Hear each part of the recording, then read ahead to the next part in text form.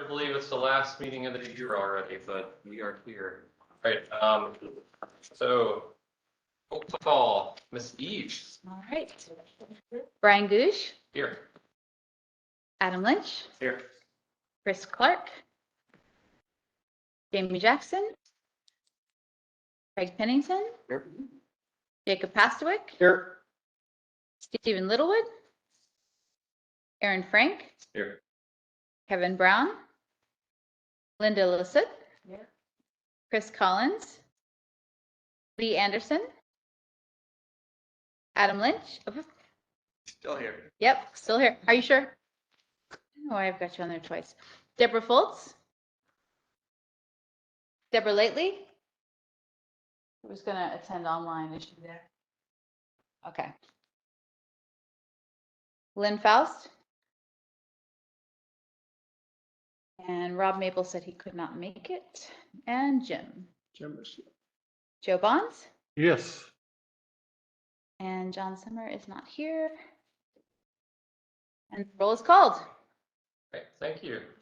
Moving on to approval of the meeting agenda. Is there a motion? I so move that we approve the agenda, Mr. Chairman. Second. All in favor? Aye. Opposed? That motion carries. All right, we will move on to approval of the meeting minutes from September 1st. Does anyone have comments? The version that I saw had the wrong date at the very top. Yep. I caught it too. Yeah, we have been talking about that. Got it. Thanks.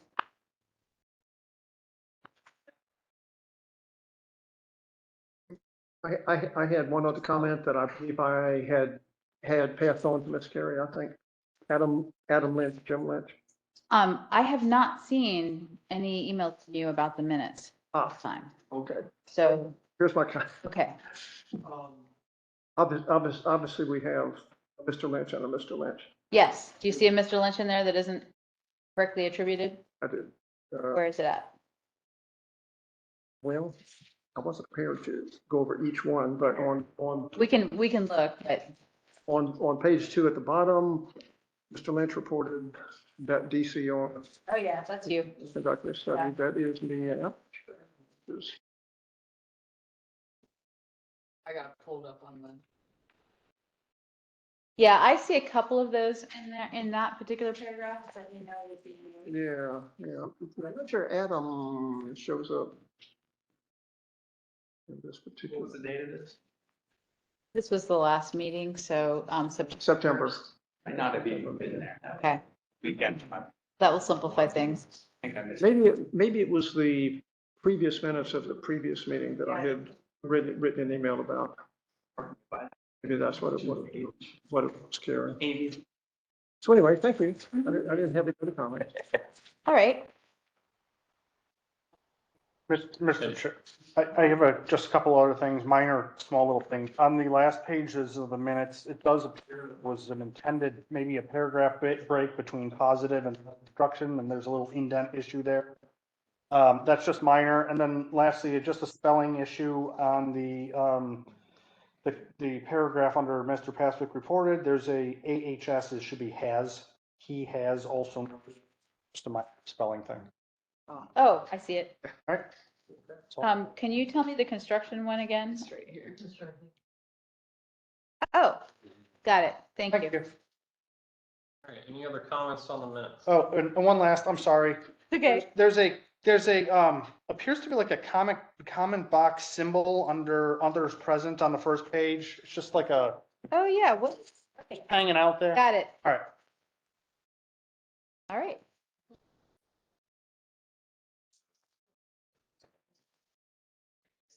Okay, any other comments on the minutes? If not, is there a motion to approve as amended?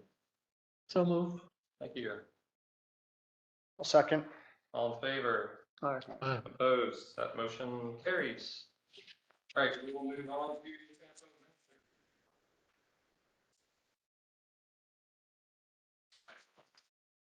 Can I just stand over here? I am standing over here.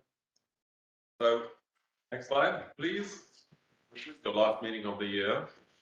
going to look at some travel patterns, some study updates, and a little bit about the Freight Summit. So, for those of you following the impacts of COVID on congestion, that tells you where we are up until, and I'm sorry, the color is not very good on the screen, up to September. So, standing in front of everybody, let me just say it. Yeah.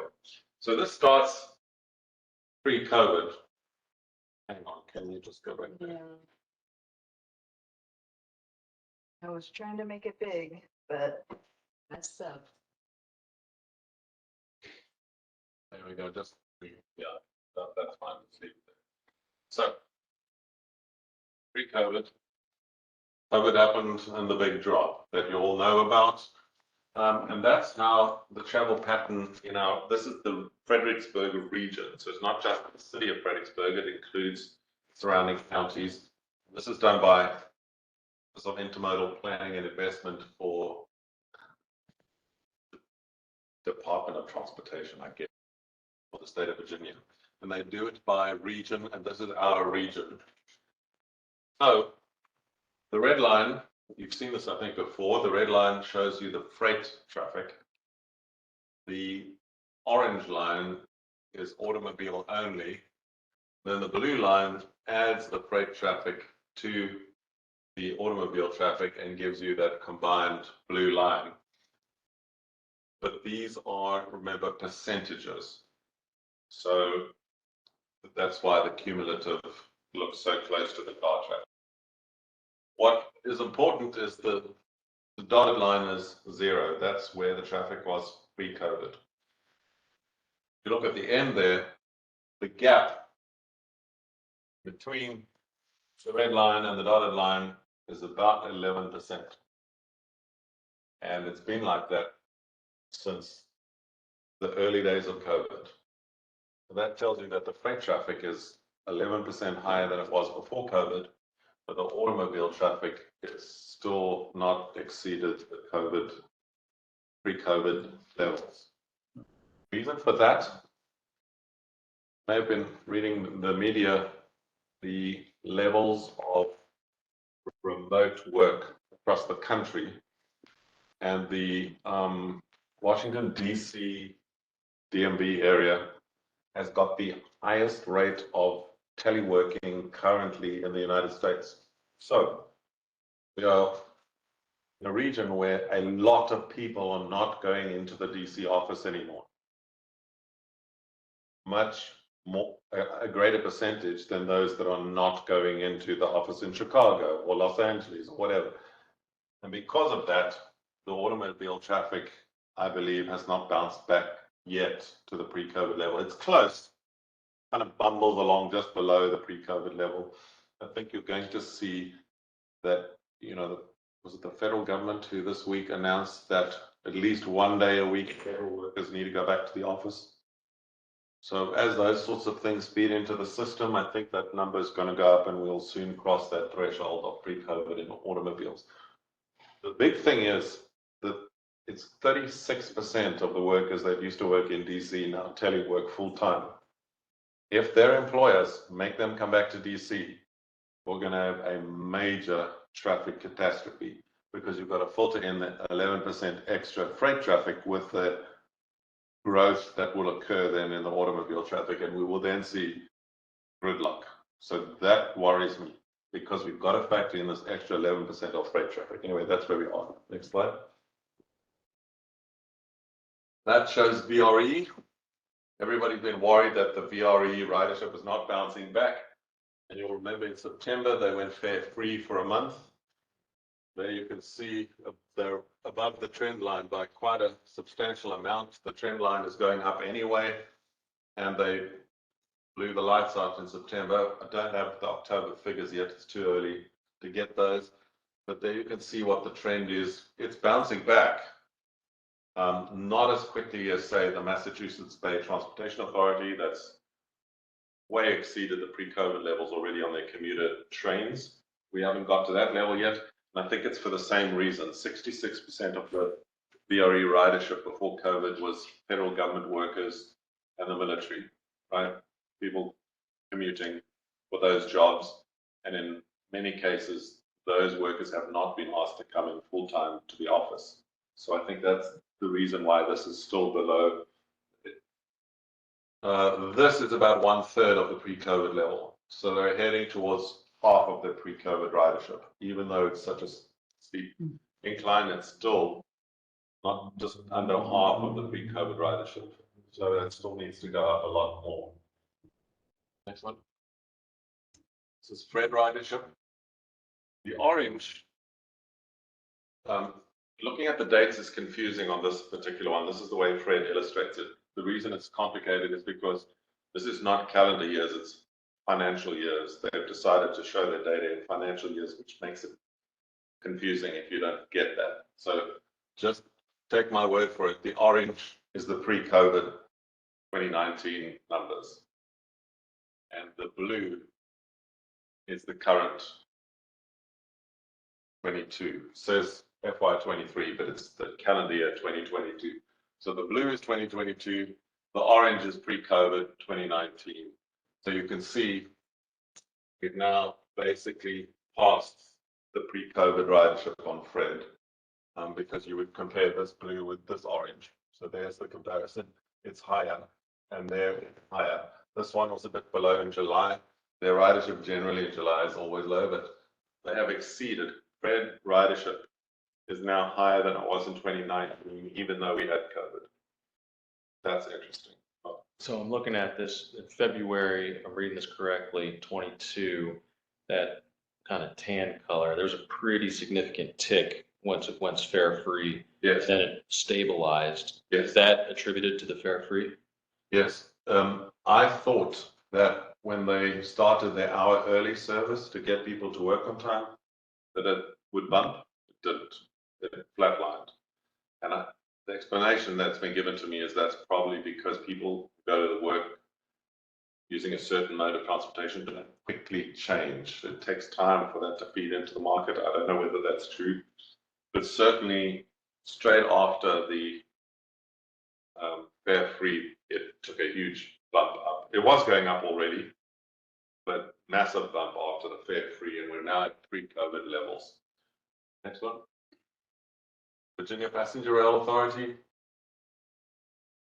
19.8% increase from the pre-pandemic levels in July this year already. I haven't been following their numbers every month. We can do that if you want, but we haven't done a table of that. But this is from a press release where Amtrak Virginia ridership hit 20% above pre-COVID levels already. And that is also nationwide. Long distance travel on Amtrak is much higher than COVID levels already. Around the country, the commuter rail like BRE is not quite as, but these are big numbers, right? Very big numbers.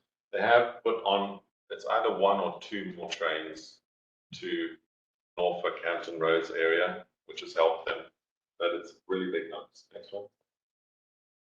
Just our studies. The phase 1 report of the East-West study has been accepted, is on the website. The phase 2 report is being edited, and it's going to come back to the TAC and the policy committee so that we can get that one signed off. A number of amendments were asked for on that, and we'll get to those later in today's agenda. The roadway study report is now finally basically ready. It's going to go to the TAC on Monday, and then we'll go to the policy committee, and then we'll put it out for public comment, and we're hoping you all will have a look at it and give us your input as well. And then the final phase is what we're calling engineering, but it's really preliminary engineering and cost estimates and the drawings that we need for funding applications. So that will be the final phase of the study, which will take those projects we like out of the PAC and say, make those ready for funding applications. So we'll see which ones we like and we want to get some funding for. The VCR Trails and Bridge Study, you know what that is. We've spoken about it before. We've done the site visits, investigation. Michael Baker presented the options. Everybody looked at them. The policy committee finally adopted the preferred alternatives, which are a proposed tunnel under the I-95, a bridge over US 1, and a new bridge over Route 3 Blue and Grey Parkway area. That one's a complicated bridge. It's not just a quick straight line. Policy committee adopted those, and they've started the engineering work to now take those three and again do the preliminary engineering, do proper cost estimates, do drawings, and get those ready for funding applications if the policy committee chooses to go ahead and get funding for those projects. Interestingly, we met today with people in the city, and they are proposing, I don't know if they're going to finally submit it yet because we haven't got to the deadline, but they're proposing to take 2 of the 3 projects in the study and put them in for funding applications to CMAC and STGB. So the study wasn't just a waste of money, it's actually going forward. And it's not my decision, that's up to the localities to decide that, but it's interesting that they showed us examples of projects they are thinking of submitting, and it looks like they're going to. Great summit. There you can see the trucks, right? We just spoke about the trucks and the 11% freight increase. The summit was successful. We are now busy with 2. We had the meetings. Some of you were there. Thanks for coming. I thought the meeting was very successful. We did listen to, I think it was 6 freight companies that gave their opinion on what's going on in the industry out there. And Cambridge Systematics are compiling a report, but we've got 2 surveys out there, one for management of freight companies and one for truck drivers. So if you know any truck drivers, please ask them to take our survey. Coley, we've got it up on the social media, on the website, everywhere else. And we want to get some information from people and their own experiences so that we can flesh out the data and analysis and the other things we've been doing. We'll give you that report as soon as it's ready. Next slide. There's just some information. The population of the National Capital Region, which is Northern Virginia, DC, and a portion of Maryland. You can see our population for our particular FAMPO region. Average annual daily trips. You can see what's going on there. And the peak truck traffic here is higher than we're getting in the DC capital region, right? We have a severe problem with the volume of trucking and freight that comes through our little region. We think we're not big like DC or Richmond. We have a lot of freight and a lot of movements and a lot of traffic that is freight going through our region. That's just a photograph of some of us at the summit. Next one. And that's our facilitator, Cambridge Systematics. There are some of the companies that did attend our summit, and the Port of Virginia, CSX was there. We're very happy that they all came. They just listed some of the challenges that they have. If a truck is late, you end up having to pay the driver overtime. You end up having to sometimes get a different shift of workers to unload that freight at the destination that it goes to. So congestion on the I-95 or Route 1 costs the industry. You can see driver shortages. Different companies have different problems. This is a massive one which I wasn't aware of, and which I think has been underreported in the media. You know, we're talking about inflation and costs going up. Well, transportation of the goods that we're buying is making up a bigger and bigger chunk of the cost of the item. So before COVID, moving one shipping container from China to the US cost $4,000. Then it went up to $10,000. Then it went up to $14,000 for the same container. Just the cost of moving that one container to the US went from $4,000 to $14,000 during COVID. Now it's back down to $8,000. That's still double the dollar cost of moving that shipping container from China to the US. And in many, well, not many, in some cases, I don't know how many cases, they were saying to us, the Port Authority and CSX were telling us that the contents of that container is worth less than the shipping cost. Think about that. Moving your can of peaches is costing more than the value of the can of peaches because of that. And I smell price gouging there. You cannot tell me that that was the actual increase in their base cost to move that container. We don't hear anything about that in the media. Ridiculous. Lead time, the problem, lack of sufficient truck stops. This is something that FAMPO can investigate. With GWRC, there's a couple of programs we can investigate. And with BDOT, very important issue. Finally, final slide, the station renovation. They've delayed it a number of times. I'm now told that the contract is signed with a company to renovate the Fredericksburg station. And they built a penalty clause into the contract now that says that if the construction company does not move on site by the 31st of January, they will pay penalties. So they're going to move on site here outside our office by the 31st of January, because I doubt they're going to want to pay those penalties. We have filled our vacancy. Hopefully next time we'll introduce Connor Anderson to you all. He's joined us as a GIS technician and a new planner. The corporate projects for CMAC and SG funding has gone out. So all of the places you live, those localities have been asked to give us their projects. I told you the city showed us some of a sneak preview of some of their projects. And all of our localities, I hope, are working on projects, and I hope will submit by the deadline on the 18th of November. Each jurisdiction can submit 5 projects for CMAC, congestion mitigation air quality funding, and 5 projects for surface transportation block grant funding. And then our transit operators are also allowed to submit 3 projects for funding. So that's the maximum number, and we hope to get those. For the funding that's been allocated to us, we don't know what the final amount is, but it's looking like about $12,000 we will have to allocate this year, this cycle.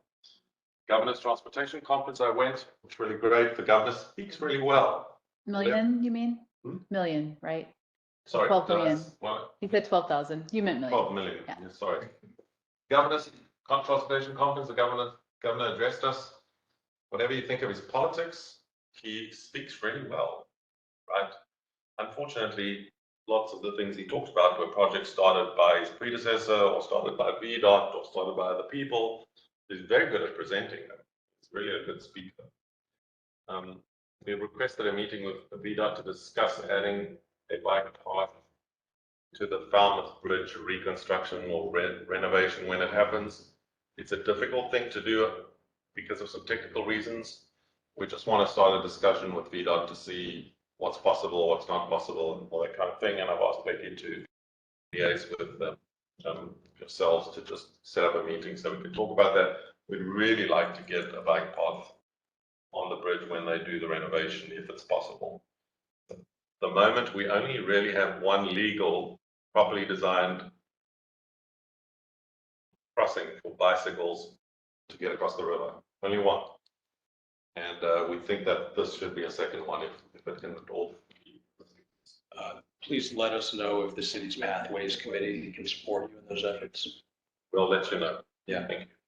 Is there Okay. anything this group can do to support that? I mean, that's the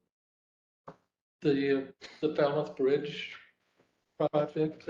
I mean, to me, that's very necessary. How do we get that across to VDOT about trying to get their approval? I mean, Linda is here from VDOT, so she's hearing you. We, at the policy committee meeting 3 months ago, we've publicly asked VDOT to investigate it, so they didn't hear us. Feel free to email them your support for the idea if you'd like. But we just like to have a meeting to just chat. It's technically difficult. It's not as easy as it sounds. It was easier to do on the Chatham Bridge because you could move the lanes over and combine the 2 sidewalks and make one wide multi-use path.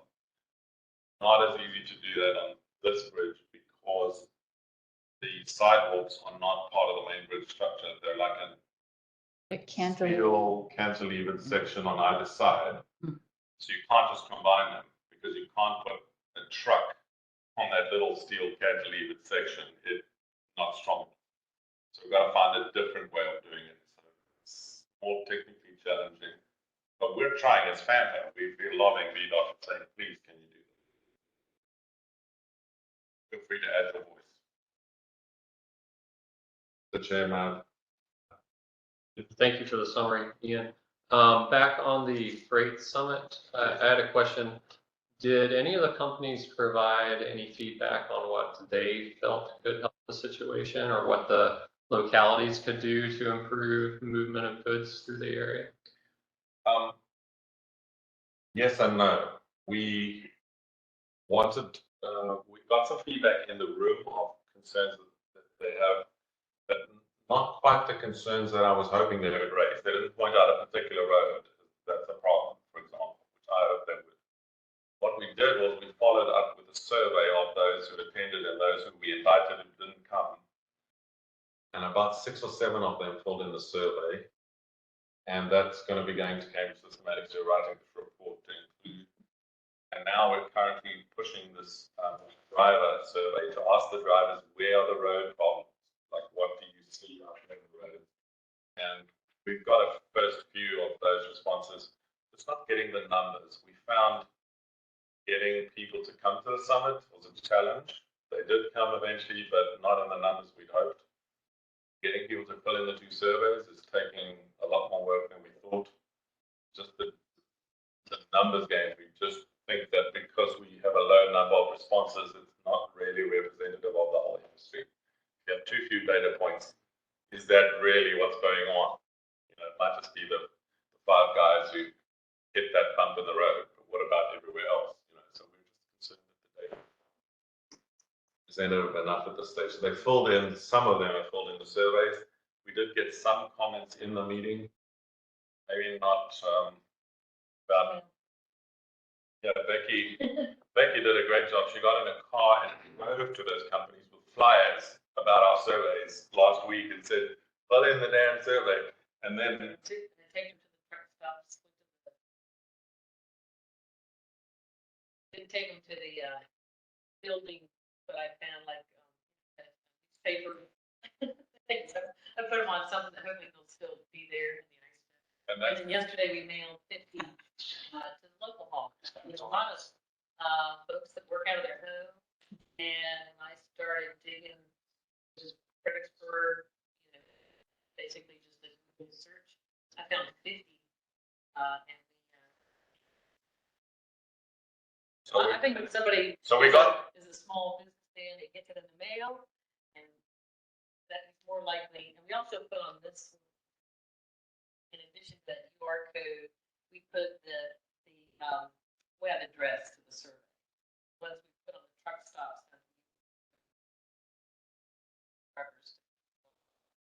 businessman who's opening his own mail. I think they'll be very respected if they got a nice. So we've got the first 4 from the drive around the survey last week, and we're hoping the 50 letters will give us another 10, right? So we're working on it. But So how long is the survey open? the whole of next week still. We can't let it go on for too much longer because we have to finish the report, and our consultant is waiting for it to put it forward. But at least the whole of next week, maybe a couple more days after that, and then we'll have to close it. Okay. Well, if there's anything you can think of that the localities can do, or maybe our economic development department could do to kind of get the word out. We appreciate Jacob.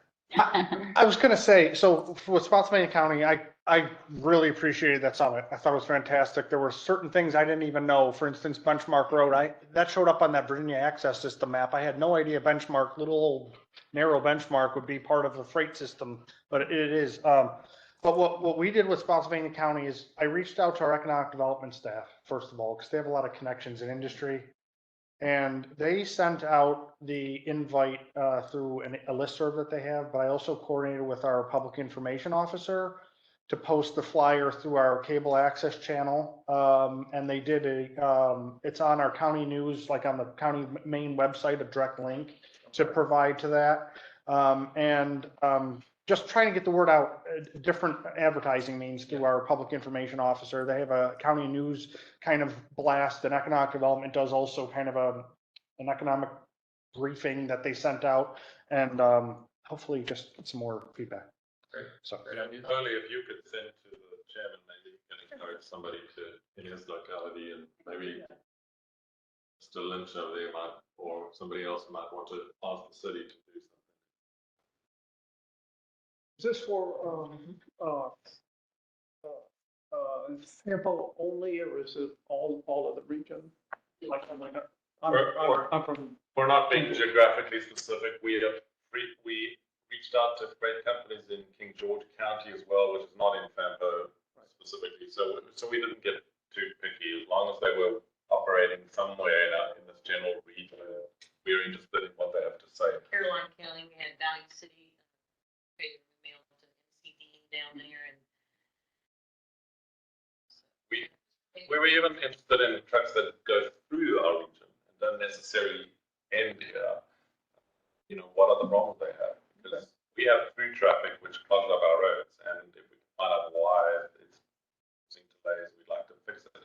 One of what Jacob was talking about just now is comes out of the data. So the data research, we've got a lot, right? We've used the Point B and VDOT's data sources, and we've got a ton of stuff, and that's where we found out those interesting things. We're now trying to match that with the local experience of people in the truck. Do you see what we're seeing, or do you see other things? So that's what the survey is about, trying to get the knowledge of the people out there, trying to make it happen. warehouses, you know, like We did, even Matthew, sitting next to you there, contacted some to help us, and we got 0 response. Shame.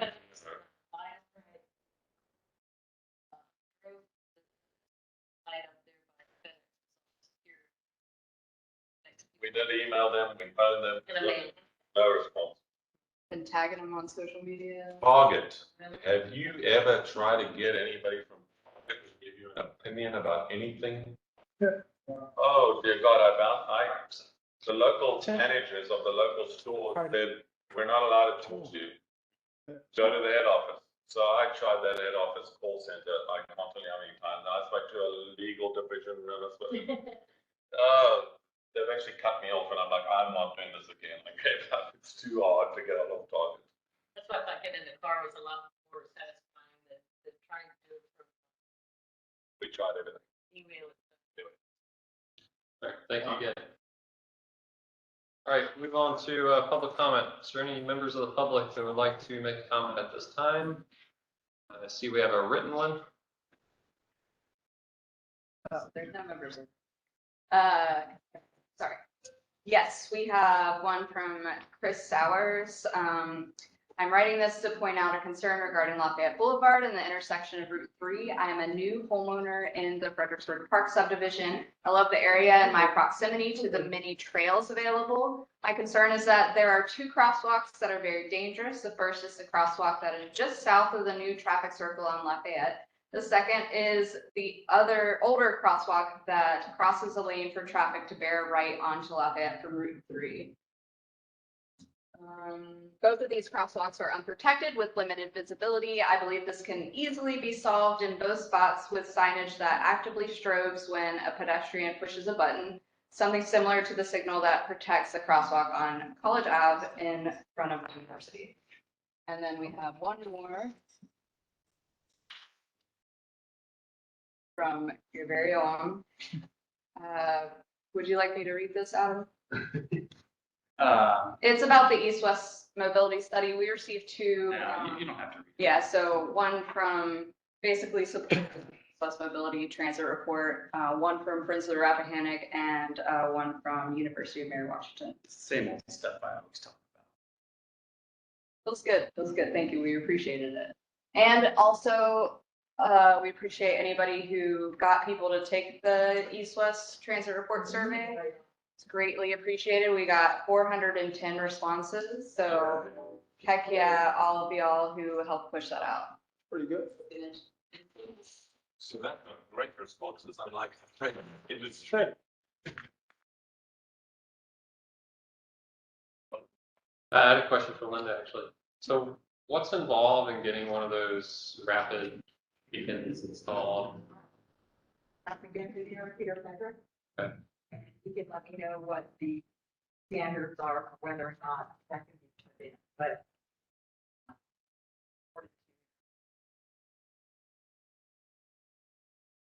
So, our offices are closed like Tuesday and Friday. Yeah, Tuesday, Friday. So I noticed that a lot of people are there. Yeah. Someone taking off, it's Thursday, so I don't know when his schedule is, but it's really good about days back. Great. Matthew? We've talked about it. Okay. We've talked about it. I've done some research on it too, and there's guidelines, and then they'll let you fudge the guidelines if the circumstances permit it. Okay. There's guidelines like 20 pedestrians an hour, but if the circumstances warrant, they'll let you fudge the guideline.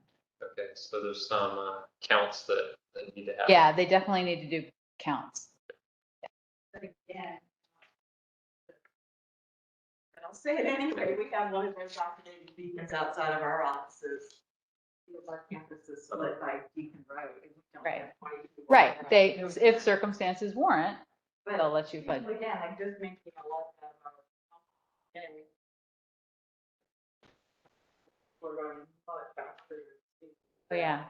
So I don't know if there's like in terms of type of danger, whether it's speed or freight or just not paying attention. Yeah.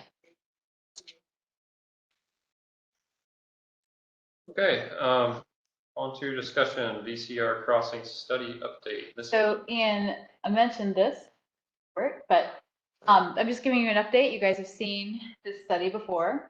Mr. Prideaux himself will be here in January to give you a much more detailed update. So I'm just tiding you over until then. Go ahead and advance. So you know the existing VCR trail, this is the portion in Fredericksburg from 95 all the way down to the heart of Fredericksburg. And we are studying the I-95 crossing, the Route 1 crossing, and the Route 3 crossing. Next slide. So we are studying the feasibility assessment for grade separated crossings, which is a crossing at all at 95 and upgraded crossings at Route 1 and Route 3. Next slide. I'm not going to go over this. It's in your packet. You can take a look at it if you like. Next slide. So we presented this, actually, Paul Prideaux presented this at the TAC and the policy committee, and they agreed that the Ford tunnel would be the best alternative than most. Yep, I think we all agreed on this too. Our best option for getting across 95. Thankfully, everyone's agreed on this. So Baker is starting the preliminary engineering. They're going to talk to VDOT. We're going to try to work this out, see where we get. Right now, the first estimate that we've gotten back on this is somewhere around 11 million. It's probably going to be more than that, but see what we get. Next. Carrie, Yes. yeah, let me ask you a question there. I believe there's already a stream tunnel. Okay, so yes. The upgrade that was looked at, I guess.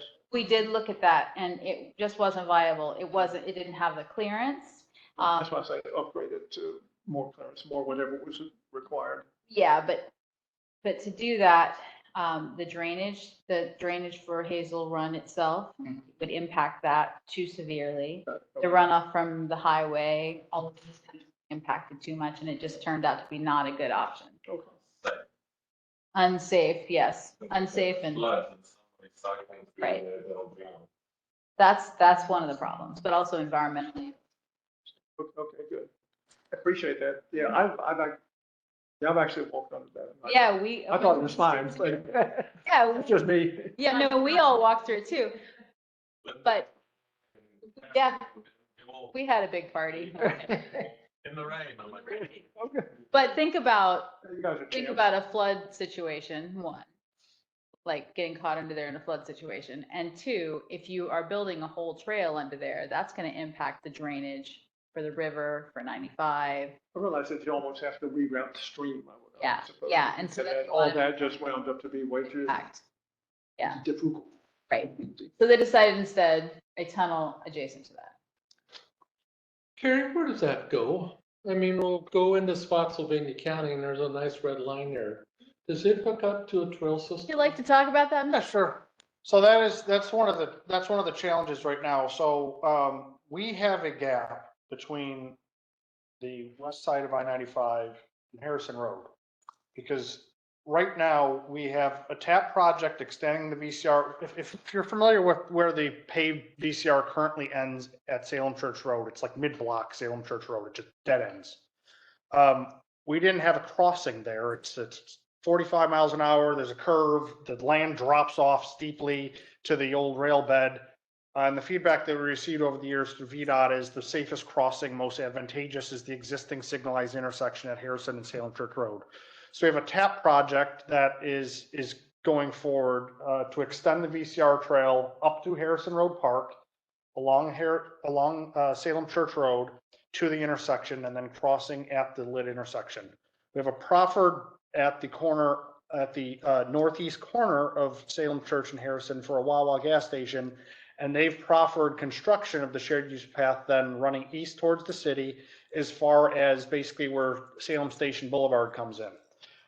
We have a gap from there across Twin Springs. Then we pick up another proffered section of the trail with Harrison Village, which was an approved rezoning just to the east of Twin Springs subdivision.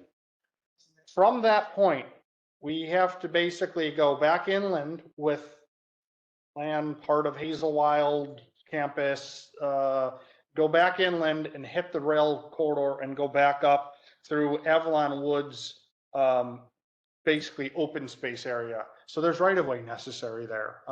We are starting to close the gap with the trail, but there's right-of-way necessary to get to where we're at. And that's one of the parts of this that, you know, I was kind of inquiring about is what is the cost of that, and how do we get that secured? But yeah, we're aware of it. And that's ultimately what's going to happen. We have a trail kind of coming up Harrison, and then it goes inland and then follows the old rail bed.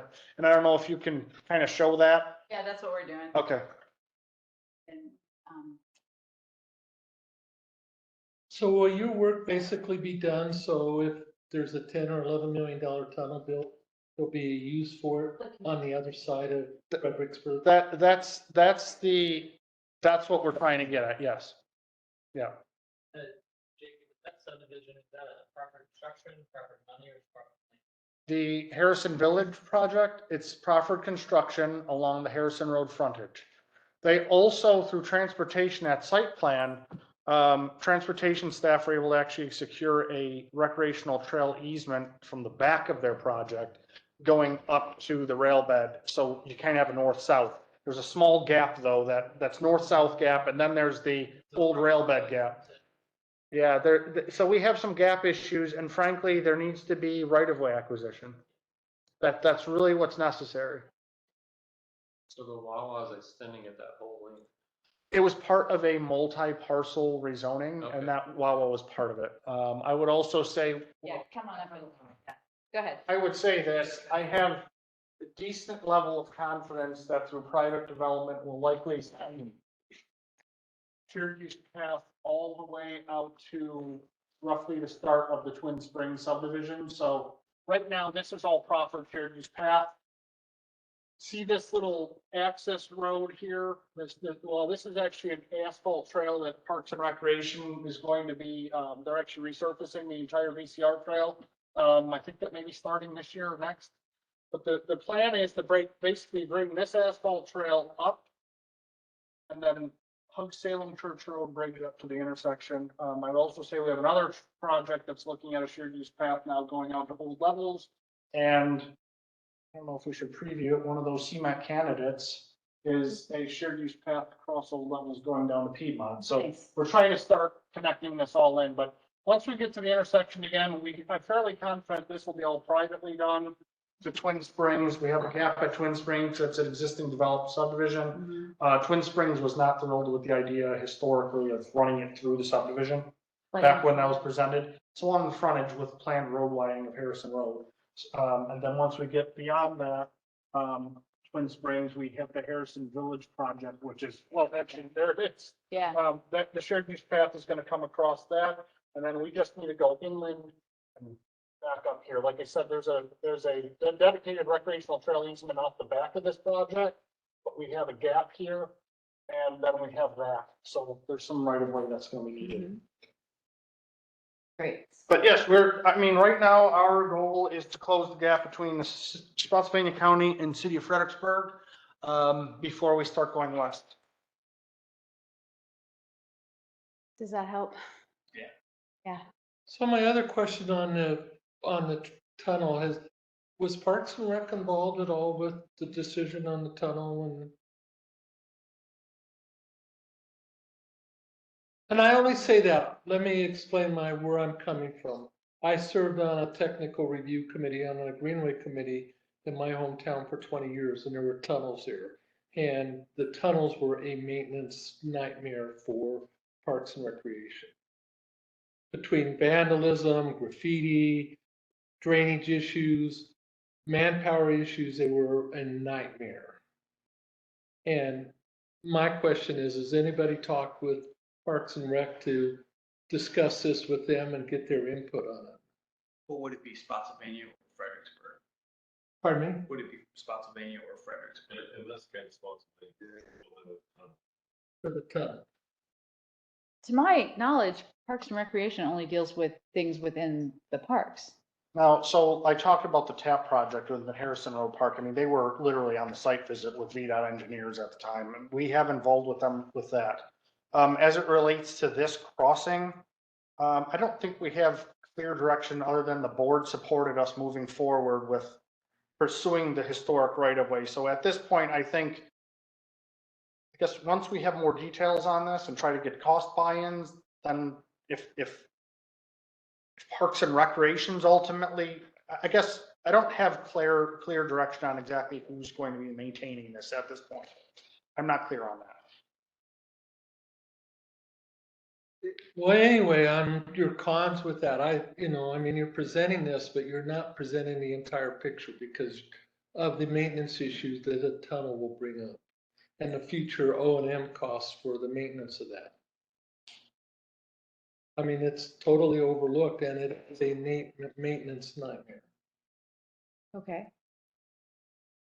From getting a light that will withstand vandalism, from the graffiti removal, from increased police patrol, from a long dark tunnel to freezing water in the wintertime or whatever. It's becomes a liability issue. I mean, there's a lot of headaches with it.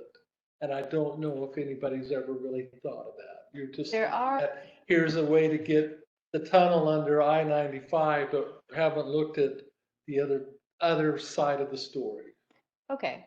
There are several other tunnels like this throughout the state of Virginia. So we can consult with them and see what other models exist for maintenance for these types of tunnels. This is not an unprecedented thing to do. The only thing I would add to that is right now, I guess the question is there community interest in expanding the trail or not? And if so, we have to cross I-95. It's either a tunnel, a bridge structure over I-95, which is going to cost more and take up more space and have its own maintenance issues because it's fully exposed to the weather, or we totally reroute the route via Harrison Road and we still have a trail then going over Harrison Road Bridge, which the comprehensive plan supports as well as part of our VCR auxiliary trail system to access some of the subdivisions down Harrison Road, or we do nothing. And those are the options. I don't know of any other option that would be viable. There's going to be a cost with the infrastructure, whether it be exposed to the weather or it be via tunnel. We are trying to be as I guess user-friendly as possible because the concern about going up and over I-95 is the amount of switchbacks and land to grade that up. If you're at the base of I-95, It's like 50 feet. It's 50 feet up from the base that you'd have to climb at ADA friendly grade. And the impacts of that and then flying over the interstate. That's why actually the bridge structure was actually estimated at more cost than this. And I guess my question for that would be, what would that cost to maintain? And I know that was one of the comments I had raised because in their report, they identify constraints and concerns. I guess the study has not gone to that level yet, I would say. They've identified the preliminary constraints and concerns, and some of that did include things like maintenance. And security was another one. I just actually saw this. Where did I see this? So option number 1.2, I-95 crossing via board tunnel. They identified maintenance, security, VDOT, and federal highway approvals as concerns, but these are under other considerations at this time. I don't think we're there yet. I don't think we have all the details that we need, and that's still what they're kind of looking into. The one thing I would say though, and I kind of made a note of this, is my question would be, as it relates to maintenance and security and I'm not sure exactly what, but how would this particular tunnel differ from any other tunnel along the corridor? Like you talked about precedent. I mean, I know of instances in upstate New York where there was actually a overhead bike ped path over LaSalle Expressway, which is an old Robert Moses highway system, where there were significant security risks out in the public over the travelway. There had been people were being attacked up there. I mean, things happened. There was a murder up there. And so there's always this risks. And, the fortunate thing with the tunnel, at least, it was at grade. So it's a clear shot through. You're not coming over. You're not having switchbacks with little places to hide in, ideally. But again, I don't think we're there yet. I don't think they've answered all the questions. That's what I'm saying. That it's kind of like next things that they have to study. Yeah, kind of my takeaway from this is still very relatively high level at this point, right? So more of a preference of, okay, what do we think the users are going to want? So not necessarily something where they have to go way out of their way and up a huge ramp to cross over and things like that. So. Do you get the sense with this study that they're going to actually go into this deeper, into these other considerations? These alternatives, the 3 alternatives that were chosen, are the ones that they're going to pursue deeper engineering questions about. We'll have more answers. Yeah, we will.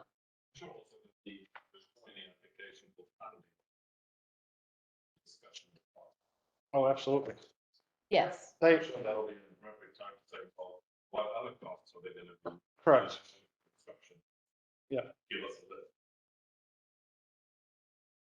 Yeah. I'm just hoping that that's through this process, that's given the consideration, because if you talk with other departments that have tunnels, they'll tell you that their maintenance nightmare. That cost could be significant. Your next slide actually has those maintenance considerations in it. Yep, and some of the other tunnels as examples. All right, next. Okay, so this one is Route 1. This is near Idlewild. The option they chose here is an aerial crossing, a bridge. And one of the nice things we've recently found out, Peter Hedrick, who you mentioned earlier, did a crossing count, a turn movement count. Sorry, not a crossing count, a turn movement count for us, and discovered that those lights were only ever put there for the trail in the first place and can be taken out. So we can just build a simple bridge there, and we don't have to do anything with the intersection, and we don't have to replace the lights if we build a bridge. And then very nice, like you said, that traffic moves too slowly on average on US 1. Taking out traffic lights, man, that's if you tell me when I predict the traffic light on US 1 and find some other way of crossing under a lane or using a U-turn and a hard cut and everything. It is the old arterial problem. I'll be cheering you on if you want to remove traffic lights in US 1. I think that's a big priority for PDOT too. Is managing those access points and Is- eliminating them where. Is it a highway or is it a main street?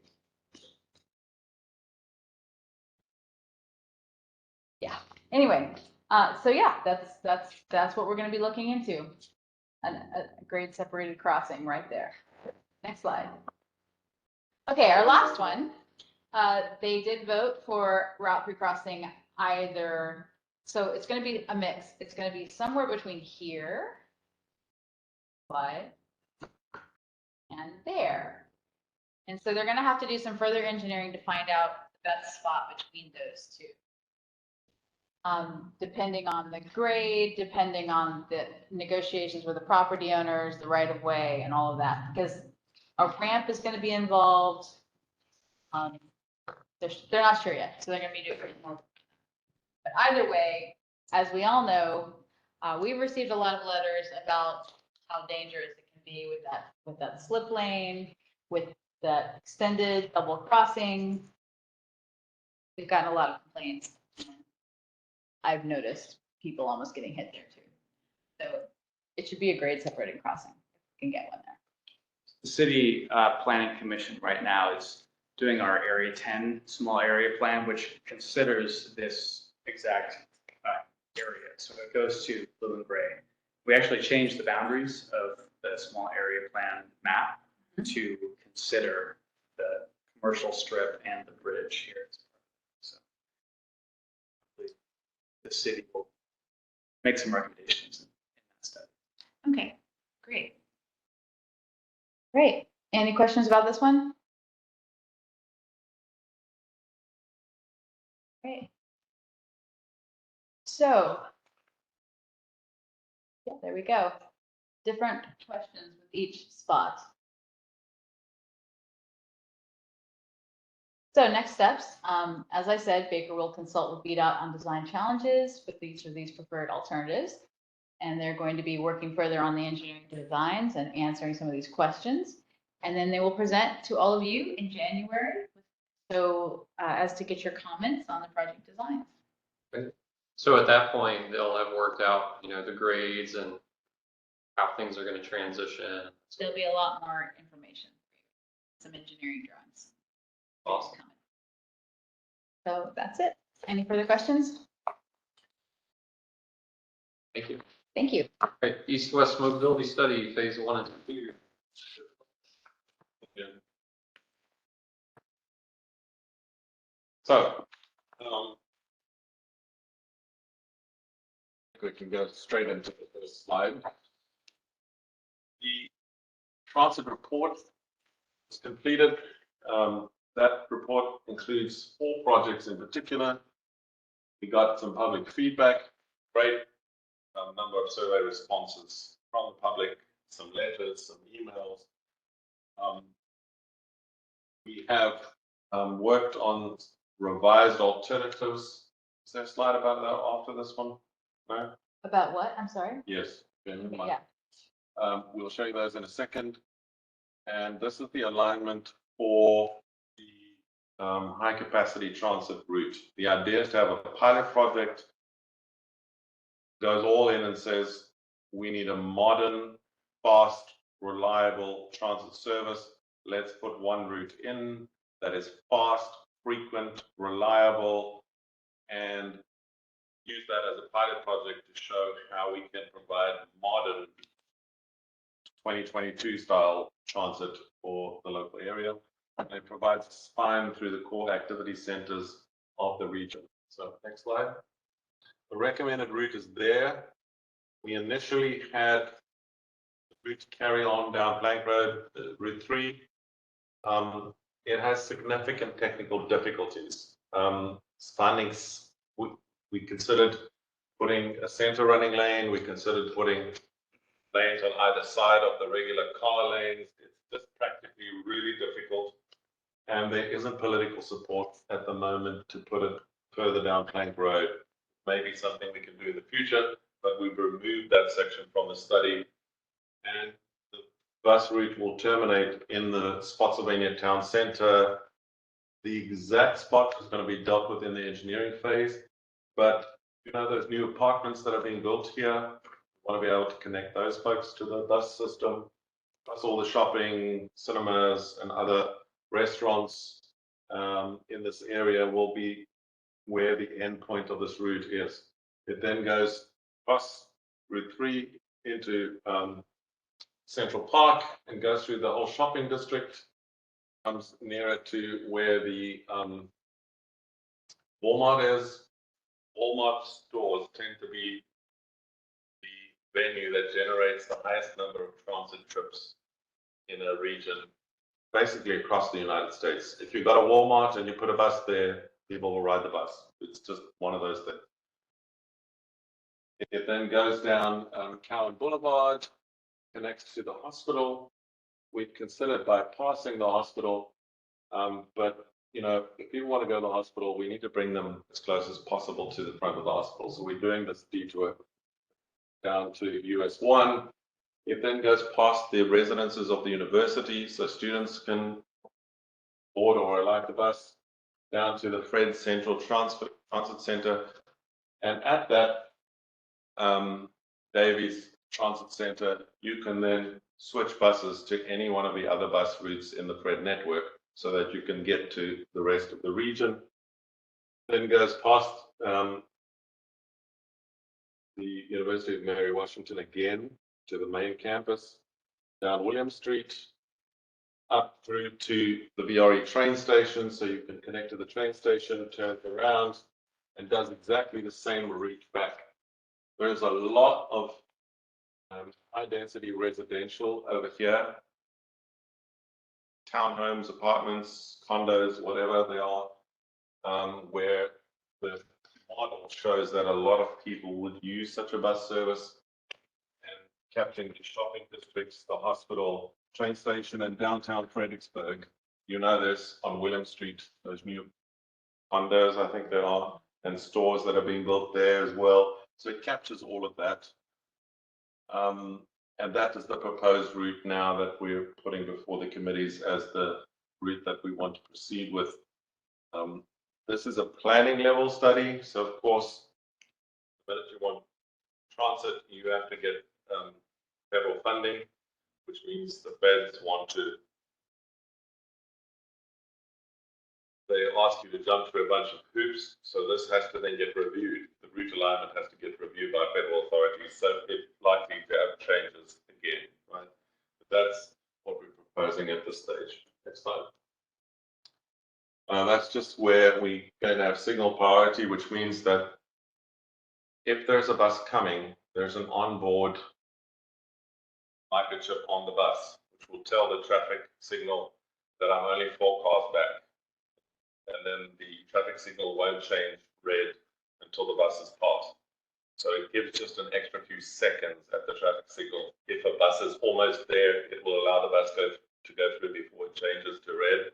So we have signal priority at these intersections to try to get the bus quicker than you would travel in your car. Also, at this particular point, we're looking at a huge jump, which means that the bus will be able to bypass a long line of cars that is waiting at the traffic light. It'll have an extra lane just for that little section. It'll be a short section of extra lane over there. For the rest, the bus will be on the regular roads. We will also have high-level stations for the bus instead of a bus stop, which is a pole with a sign on, or one I saw in the region for Fred Transit, which is just nailed to a tree, right? So that doesn't constitute a bus stop for this level of transit. This is going to be proper, built, constructed transit stops, but transit stations with shelters, lighting, maps, indication of real-time information about when the bus is going to arrive and all that kind of thing will be. But the key feature is that the bus stop floor will be raised level with the floor of the bus, the ramp.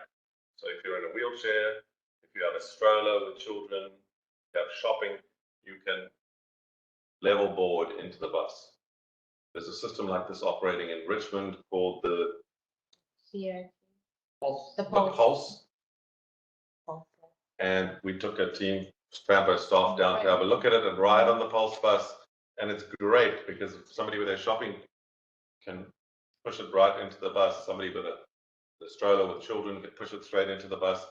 It makes the boarding quicker. There's no lifting of things and, you know, the bus driver helping a person in a wheelchair. None of that. You push the wheelchair straight in and the bus can go. It speeds up the process of boarding. So that's what is planned for this particular. I compared in that particular thing. So Ian, going back to that, what's the estimated travel time from like point to point on that? Afraid you're going to ask that because I don't know off the top Yeah, of my they head. haven't said. You need multiple buses? There is a bus every 15 minutes, basically. Okay. And on the weekends, in the off-peak time, it'll be every 30 minutes.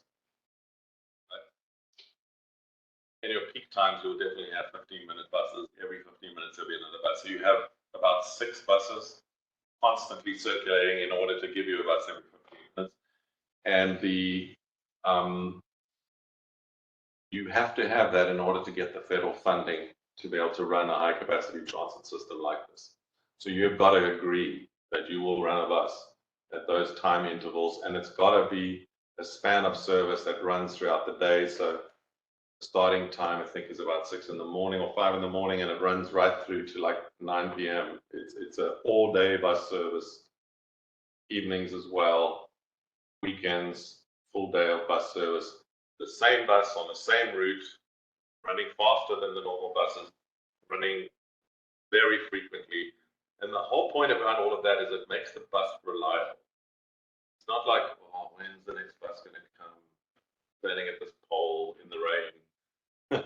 You know, it's just a different level of service that we can provide if we're able to implement this.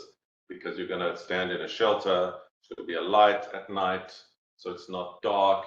The bus is going to come every 15 minutes. So if you miss a bus, you don't have to wait longer than 15 minutes for the next one to arrive, and you still get to your destination.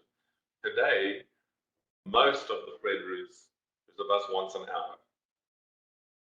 See, we're going from once an hour to once every 15 minutes. It's a completely different level of service, quick boarding, fast bus route, regular, and you know where the bus is going. You're not fumbling around wandering because it follows the same route, highly publicized route, bigger buses with special signage on, so you know this is the rapid bus. Get on it, you'll get there quickly. The travel time, they're probably looking at 30 minutes.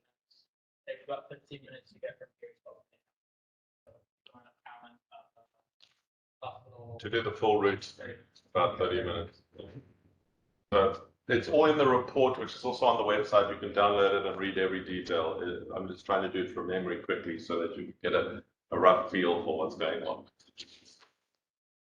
Two bike paths. This is the one. This is The one through Simple. okay. All right. So this is conflating 2 different reports, but okay, that's fine. The roadway report, which is only just been published and is going to go to the TAC on These Monday. are pieces. These are the bike ped pieces of both of the reports. Yes. So this is not from the transit report. This is the roadway report. Proposal here is to try to connect the bike path with Fall Hill Avenue. You've seen it, you know it. The Common Boulevard bike path, which people don't actually know about because it's got no signage. Remember, we spoke a couple of meetings back and I was begging for somebody to talk to the city about getting signage, and they've laid the asphalt. That's all there is. There's no signage. There's no indication that you can cycle here. The city has a law banning you from cycling on the sidewalks anyway. So you need to say, hey, you're allowed to cycle here. But there is the asphalt already laid that goes to basically US 1 so far, and I'd like to see it go to the university. But anyway, it's there.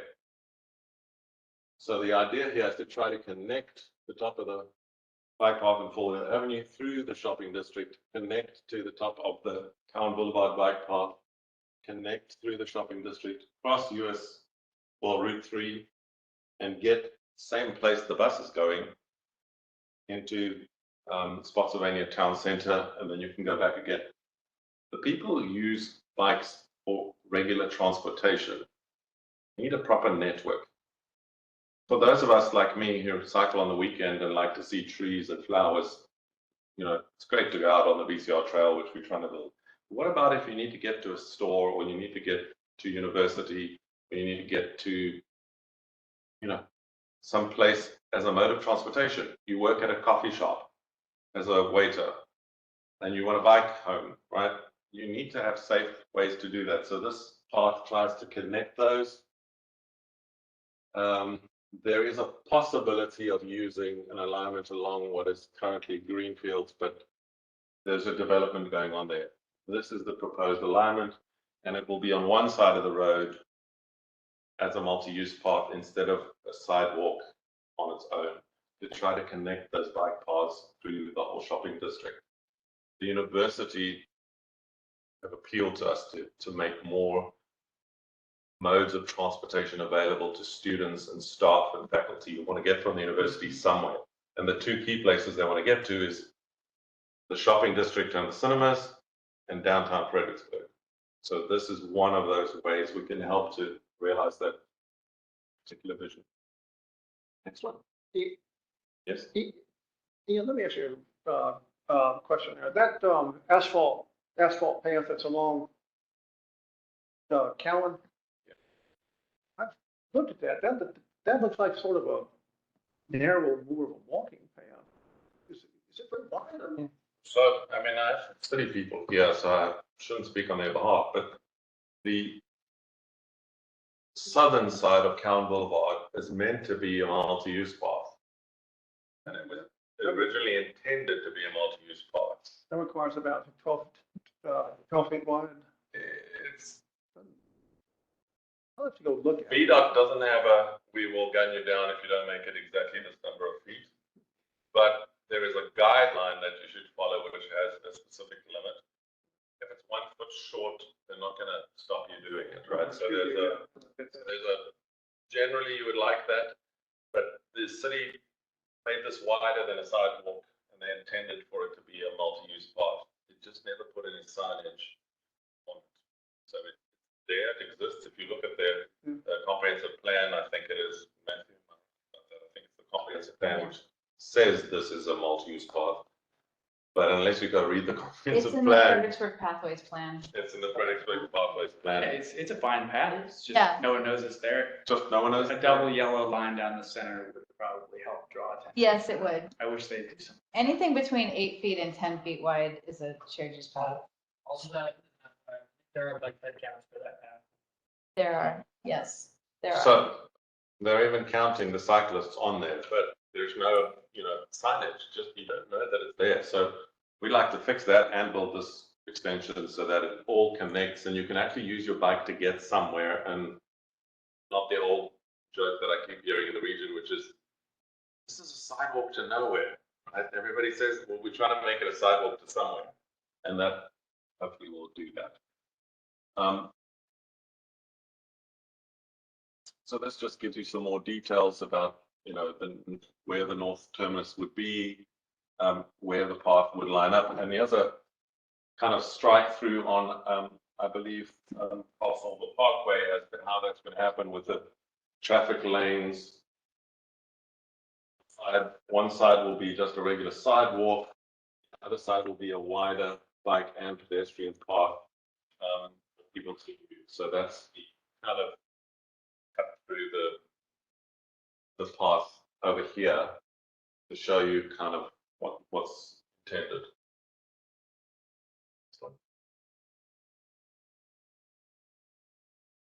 Southern half. Another cut through over here, as you can see, it's switched to this side of the road and not on the other side. Just have one comment about this since we're on the Spotsylvania side of this. First of all, I would say that there is support for the connection of Spotsylvania Town Center from the city of Fredericksburg side, even to our comprehensive plan. The question I have is whether the engineers would accommodate some wiggle room in their recommended width. I'm going to apply this to Benchmark Road as well. The width of the shared use path. I mean, in this situation, they're showing 15 feet. I know like East Coast Greenway Alliance references for the East Coast Greenway, they recommend 12, but I'll tell you, for our shared use paths, typically we're looking at 10 feet. Yeah, 15 starts raising a lot of concerns for us about private property encroachments and what's the cost of that extra, 3 to 5 feet gonna be. And so I guess I would universally apply that comment, whether something like that could say like 10 to 15 feet to give some room, because I don't know if we'll have 15 feet or 12 feet supported even on benchmark. Frankly, I talked with our transportation staff. They were thinking more along the lines of 10 probably.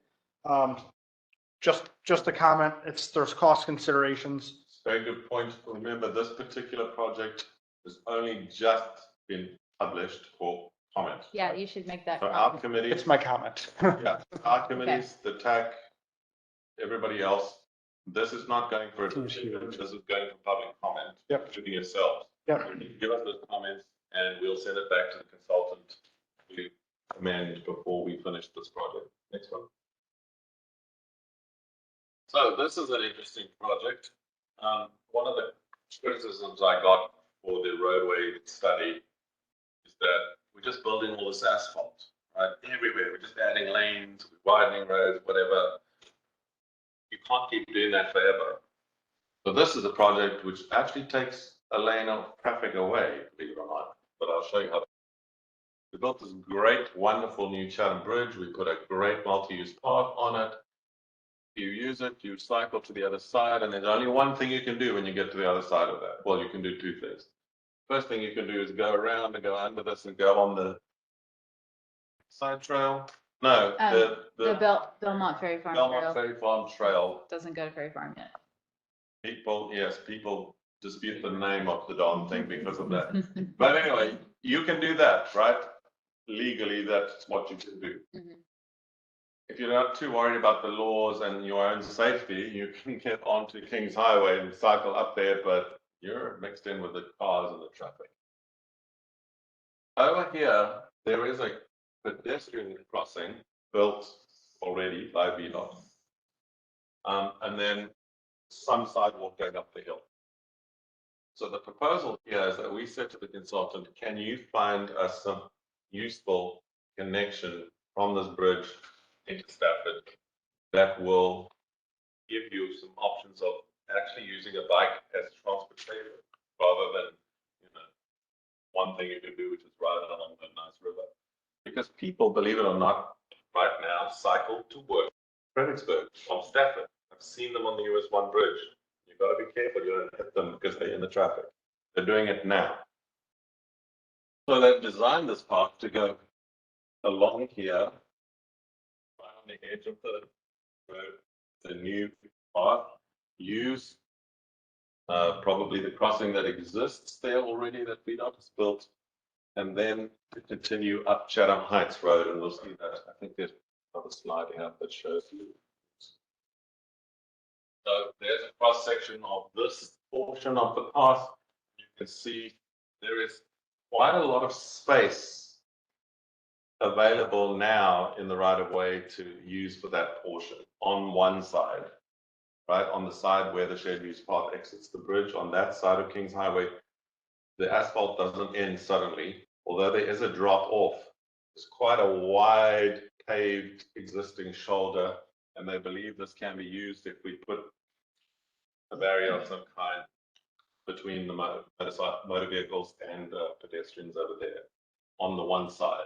And that's how they fit it in. Next one. I have a question on that. Know if that, what they've gone out there follows the that guidelines? I don't, but these are the people that are contracted separately to VDOT to do a lot of these things, so I'm quite sure they're aware of that. What part are you questioning? There's just footage requirements, signage, the type of barriers. Footage requirements. VDOT's using the same firm to do the pipeline studies, so I'm quite certain they're aware of all those guidelines. I'm not going to read through all of this. You've had this in your pack. Yeah. But that's explaining exactly the details. I just bolded the important ones. Yeah. Okay.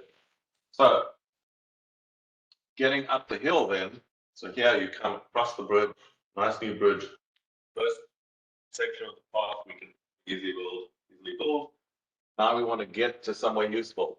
The residential neighborhood shopping that's going on over there. And this potential path would connect stores, there's a gym, residential neighborhoods, across the bridge with the city. So cyclists can move in both directions. The idea here actually is not shown clearly in this particular line map, but they're thinking of putting the multi-use path on both sides of the road. Currently have 4 lanes traffic. They've done traffic counts, and the traffic on this road doesn't warrant the necessity for the next 20 years to have 4 lanes. So they're going to remove 1 lane, divide it in half, put it either side, so that the bike path is going to be 1 up and 1 down on either side of the road. Then 2 regular traffic lanes, and then 1 turning lane in the middle, so that you can turn left or turn right, depending on if you're going north or south on the roadway. So it becomes a 3 lane. What do you call the one in the middle in the US? Center turn lane, there you go. My naming conventions are different. So you get the bikes and the pedestrians to the side in a separate space, right? You get 2 lanes of regular traffic, which is sufficient for this road, and then you've got the space to have another lane, center turn lane, to be able to accommodate the turns, so that the 2 other lanes can continue without, having to stop for the cars turning. Next slide. Okay, so then we had consider 2 places where, back to the transit report, where we would like to connect bike paths, multi-use paths, to the train stations. VDOT has already been working quite a long time connecting the Leland Road train station to bike and ped access, right? And you remember the whole drama with the local community that didn't like the chopping of some trees and all of that stuff. That's taken care of. We didn't mess with it.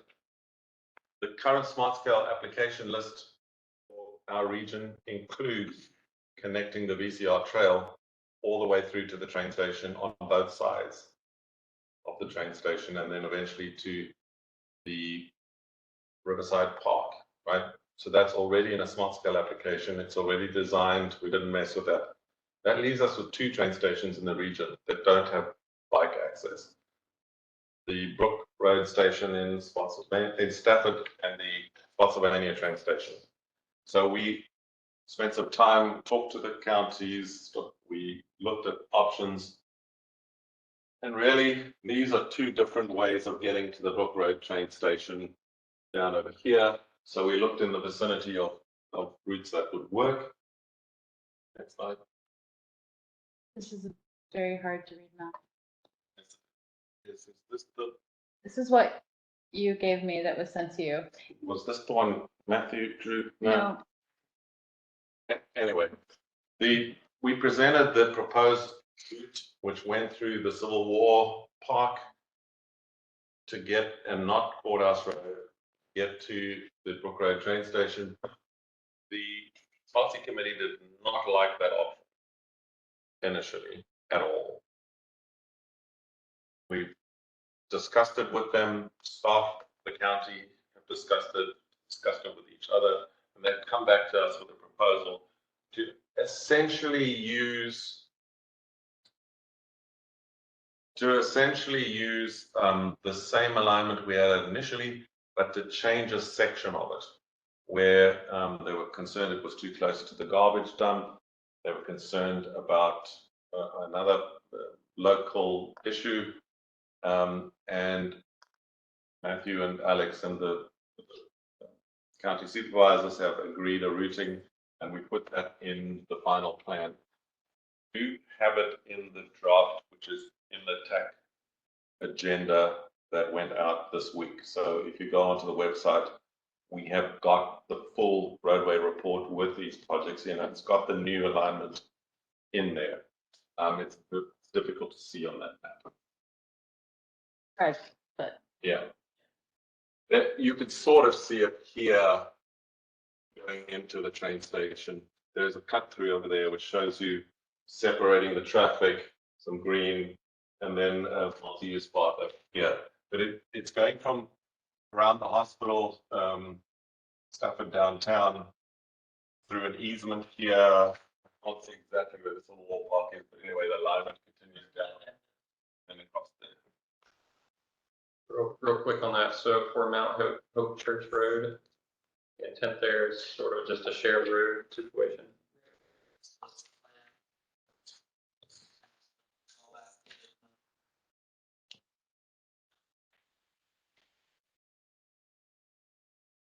Oh, there's a profit for a part of this thing already. I don't know exactly.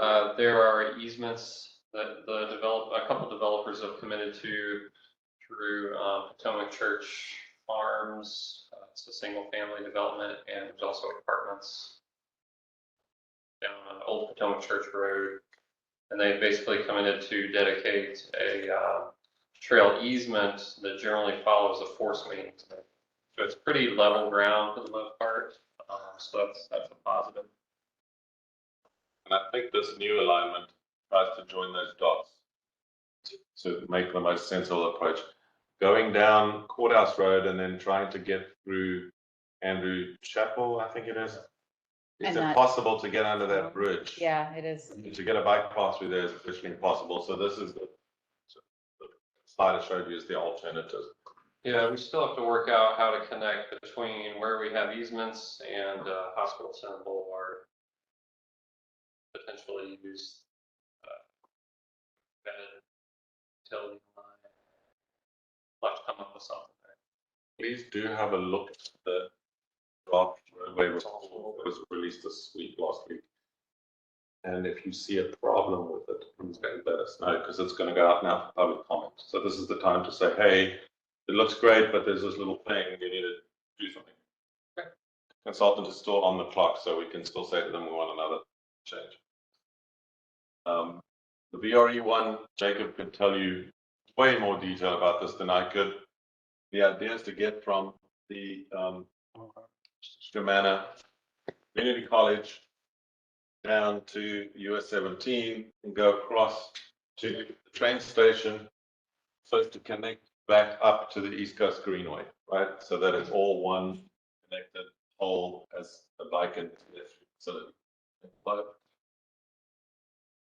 Again, here there are some options. There is a tunnel under the rail line over there, so Jacob will tell you all about these. There's the train station. There's the possibility of going here. The consultant prefers this.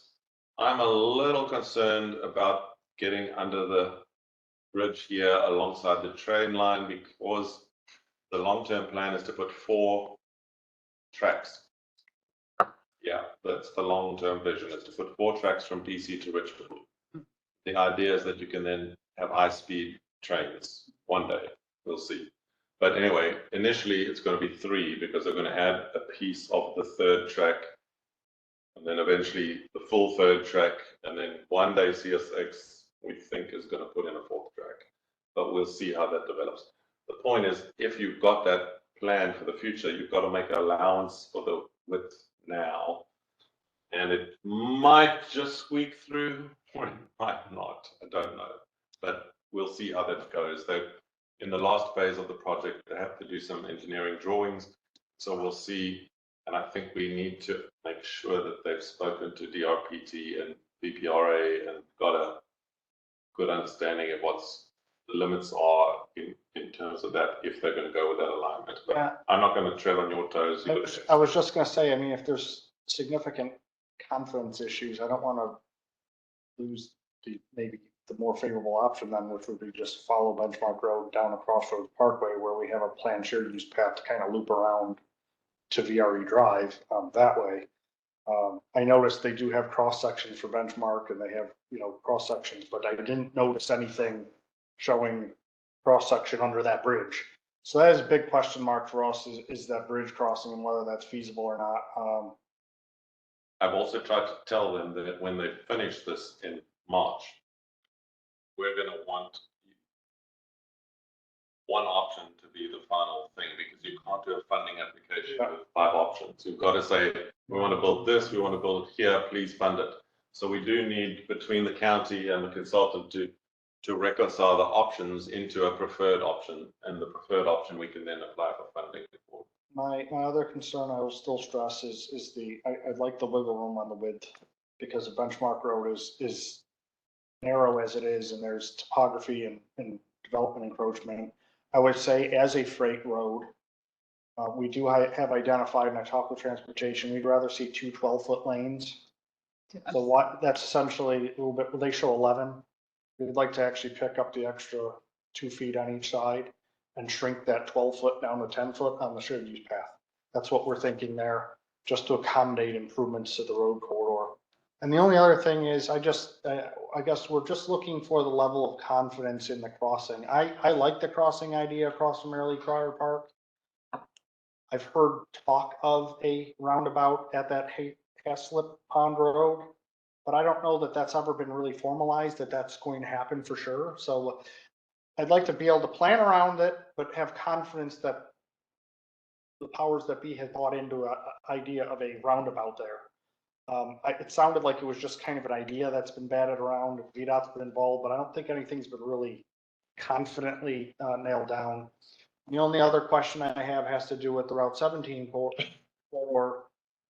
Being that that's considered limited access road, I want to make sure that there's no issue there where you couldn't have a parallel to Route 17 shared use path. I would certainly hope not. There's a tremendous amount of right of way there, and we're not proposing like new crossings. We're not putting new lights there to slow down traffic. It's literally parallel to the road. I don't know why that would be an issue, but I need to have confidence that that will not come and bite us from a VDOT standpoint, that, oh, it's limited access, you can never do any bike ped along it. From the standpoint that we have bike ped going over the new I-95 bridge just west of Hospital Boulevard. I would need confidence that that can continue on this far at least. Our Trailways Master Plan supports the idea of this, but I want to make sure that there's no technical issues that we're going to run into long term. And that's all. Okay. This one is in the transit report, which is at completion stage. So we're going to present this to the TAC, and then we're going to ask the policy committee to approve the transit report with the 2 bike paths that lead to the train station. Then that report goes into the final engineering.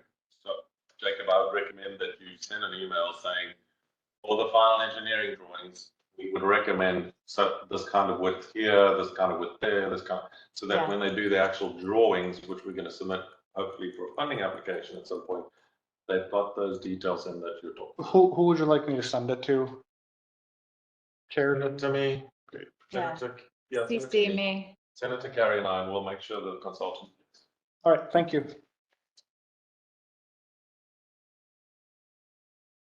So there's a section through on Benchmark Road, car traffic, some green space in there, and you can debate with the consultant the width of the shared use path. It's currently looks like 12 feet to me.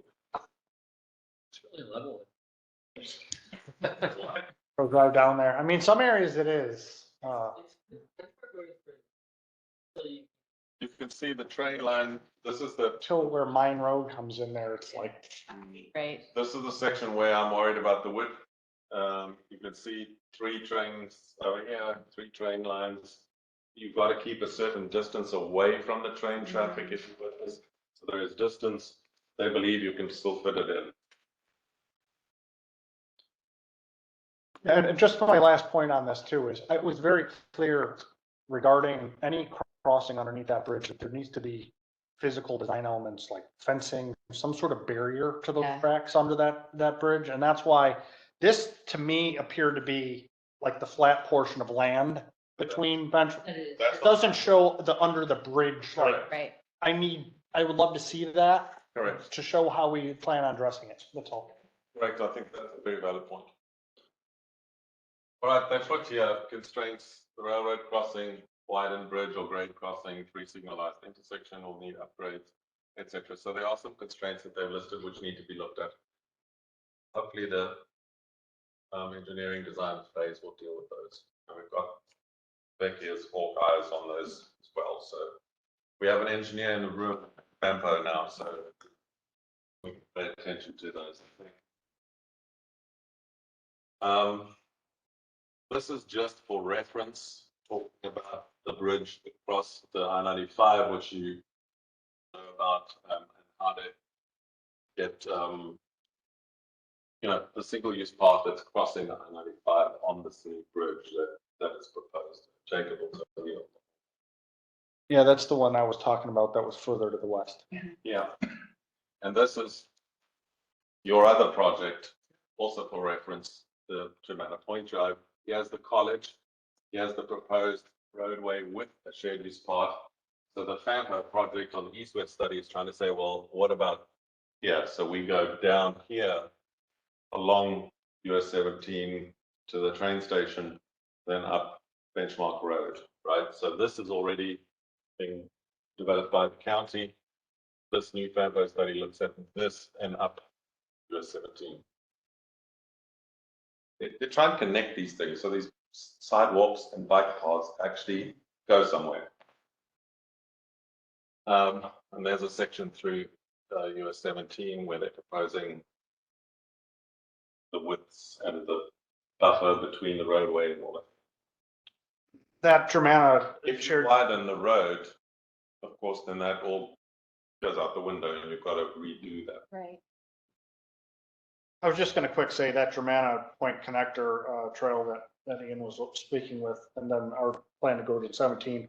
Also, like crossing 17, you connect in with shared use path system down Hospital Boulevard to Spotsylvania Parkway, which then goes across Route 1 corridor and all the way out to Smith Station Road, and it's on its way to courthouse. So there's a lot of webbing coming in development. I'm hoping your representatives on the policy committee are going to be aware of that and will nod and say yes to the plan. Yeah, that's another section through where there is a grade difference and how they think we should handle that. So this is another particular point on 17. You could see this overview drive over here. There's a proposal to maybe look at putting it along there rather than right next to 17.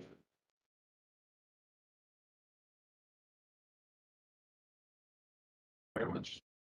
Just what we've done is there's a transit plan that has bike impaired elements. There's a roadway plan which has bike impaired elements. We have cut the bike impaired elements out of the two documents and showed you just the bike impaired elements and also the transit route that we showed you at the beginning. So there's a lot more to those two reports that we didn't show you tonight, but we just wanted to focus on the things that we think are relevant to this committee. Please do go and read the rest of those reports. And if you have comments on the roadway report, please send them. Cody is collating comments that we're going to put in. As we did with the transit report, we have a full public participation report that we're attaching to these reports. So when we apply for funding and federal funding, we can demonstrate that we've had surveys, we've had letters from the public, we've put it out on email, on social media, we've asked public for feedback, and we've gotten it. So please feel free to comment on the new report, which is the roadway report, which has two of those bike pedestrian paths in it. Any questions for Ian? Yes. I just had one. So on the kind of the different options that were looked at for the east-west mobility study, the pedestrian aspects, would it be appropriate or possible for BPAC to sort of formalize their recommendations to policy committee? Pedestrian and bicycle specific aspects? Absolutely. If you want to put a recommendation to the policy committee, we'd welcome that. Okay. Particularly if it's a positive recommendation that you like, and very good one to support it, we'd very much welcome that. Because they're going to vote. So they're going to vote on the transit report this month. 28. On the 28th. The same night, we're asking them to put the roadway report out for public comment, and they will then adopt it in January. Yeah, if you like put in writing some of your stuff and send it to me, I'll make sure. No. Oh. He's talking about a resolution. Resolution. I would like that resolution if he's prepared to give it. Well, I think he's saying specific. Are you saying specific alternatives or specific? You're not, are I you? mean, I think all of the above really, Okay. my intent in making the comment was more focused on preference of alternatives. Yeah, that's what he. But it could be support for the planning document in general. So If you would be prepared to, tonight, vote on a resolution saying that you support the four multi-use paths, bike paths, pedestrian paths, whatever you want to call them, contained in the two study reports, then by all means add additional, make some changes, or you think one routing option is better than another one, fine. Feel free to do that. Our challenge is we haven't, at least I haven't, had an opportunity to look at the report, read the report, absorb it. I don't know if it's. yeah, I think it may be at this meeting a little premature for that. I know there's some questions on a couple of these projects that we need to kind of dive into. One being the Brook VRE connection. Sure that we have it squared away the way we want it. I think Spotsylvania connection as well. I have a couple. I frankly just need a little bit more information on to be confident on. The engineering phase of this study is designed to refine the planning level work with the exact width and the exact, they're not going to put every detail at that level in the planning document. The engineering phase is designed to actually draw some more refined, let's call it preliminary engineering. You're actually going to have drawings on widths of paths and placement of paths and connections, all that kind of thing. That's never going to be in G2, of course, but it will be done in the final phase of the project, which is, well, the 1st of December to March. So I guess if it's buy into the concept of the routes, I mean, I think the routes generally, but the one that concerns me mostly is the viability of, along the railroad tracks versus, do I go there, like, by supporting it, am I saying that we're supporting that now before I know all the answers, or is there enough wiggle room to shift it over to the rest of Benchmark Road if we have to, as part of like any resolution that we do? I just want to make sure that I'm not. Can you just go back to the slide? Formalizing something. The location. Because I have the answer for you on the slide already. Which I didn't like, but it affects the part I don't like actually addresses your question. Yeah. So go down. All right, down. Yeah.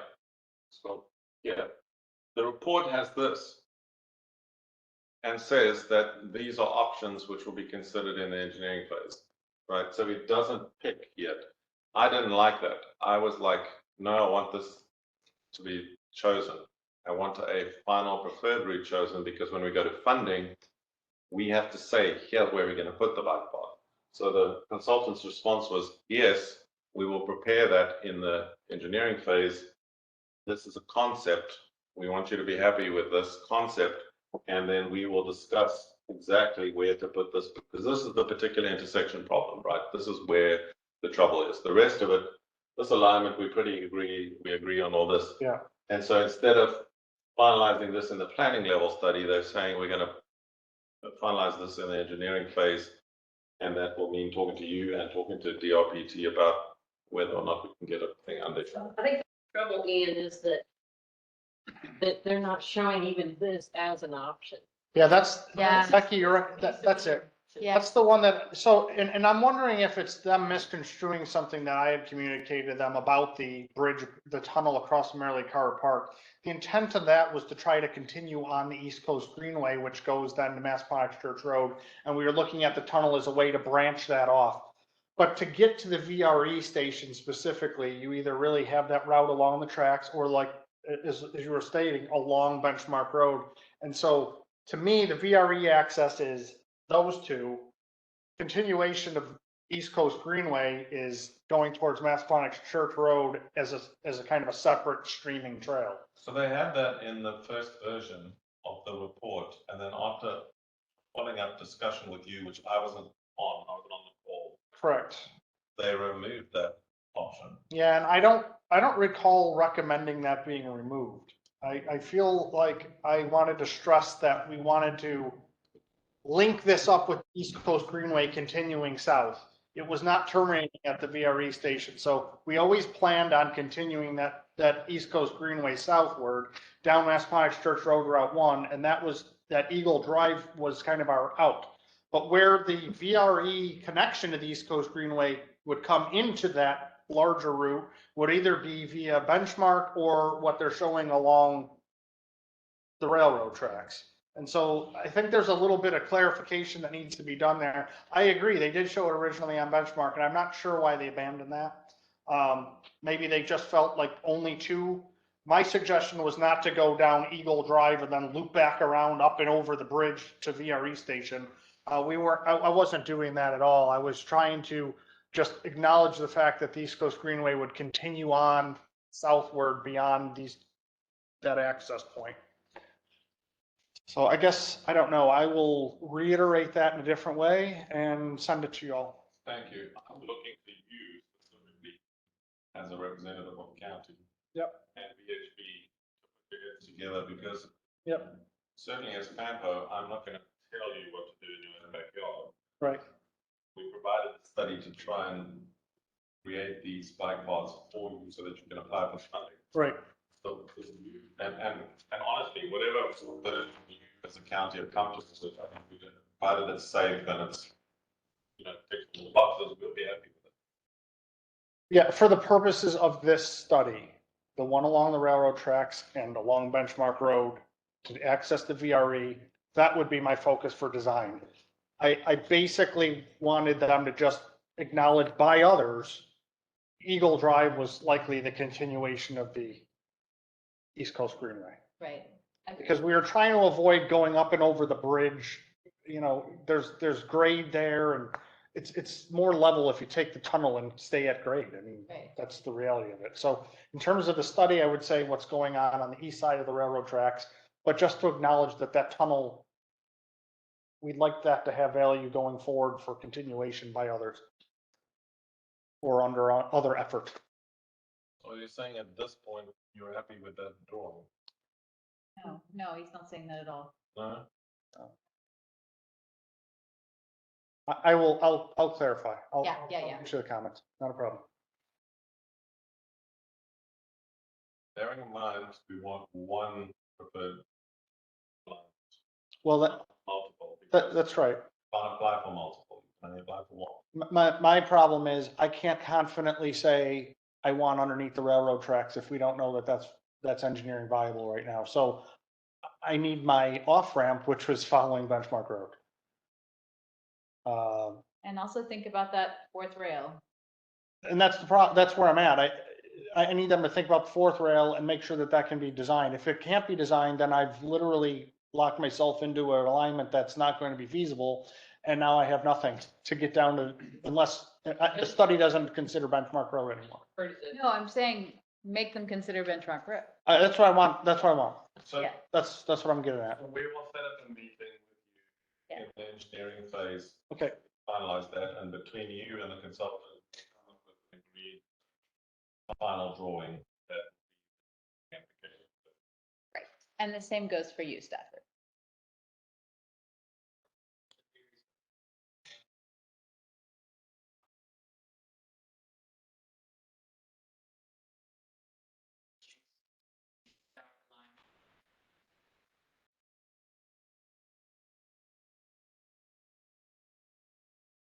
What we need to do is get the policy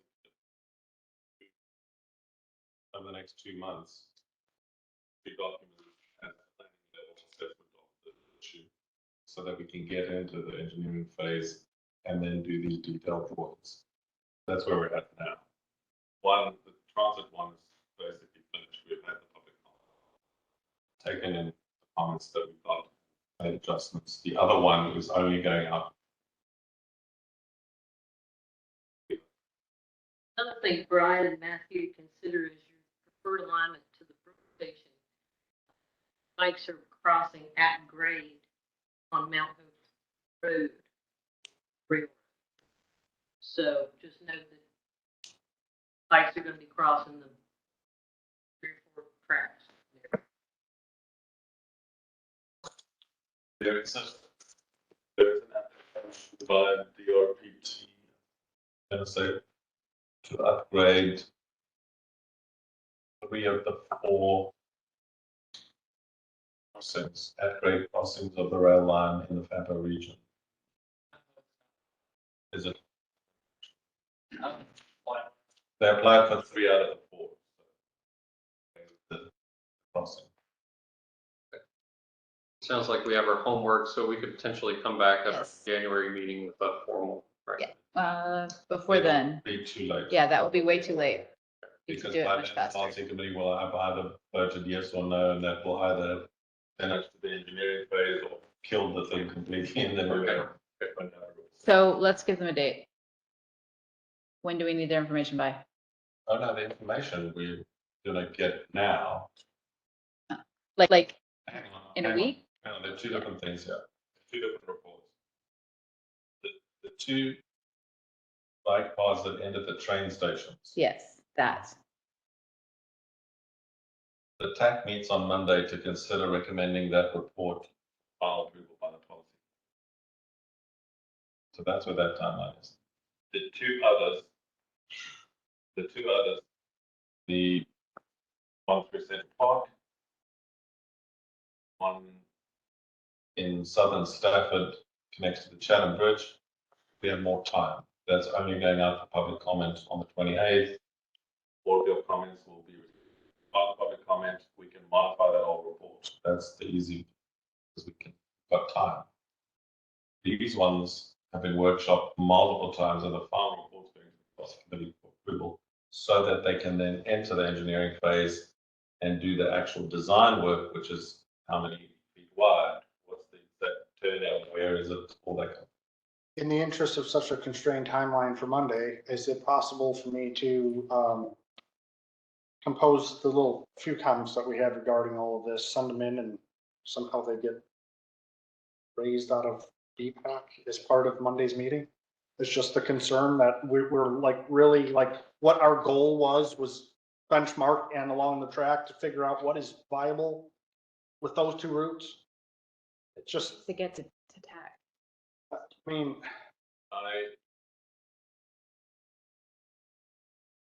Well, consultants' view is that is something that we have to consider in the engineering phase. So they don't want to modify the report again after modifying it multiple times before it goes to the policy committee. However, what I don't want is a blow up in the policy committee where they possibly a red flag no because of that intersection problem, right?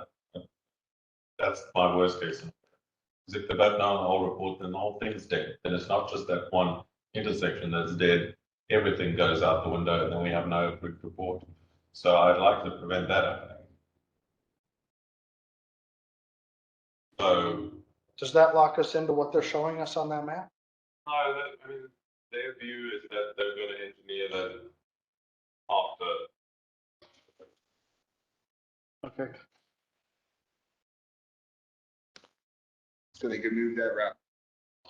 I mean, the problem here is the timeline is we're now at the end of this. This has been going on for months. We're at the end of the line.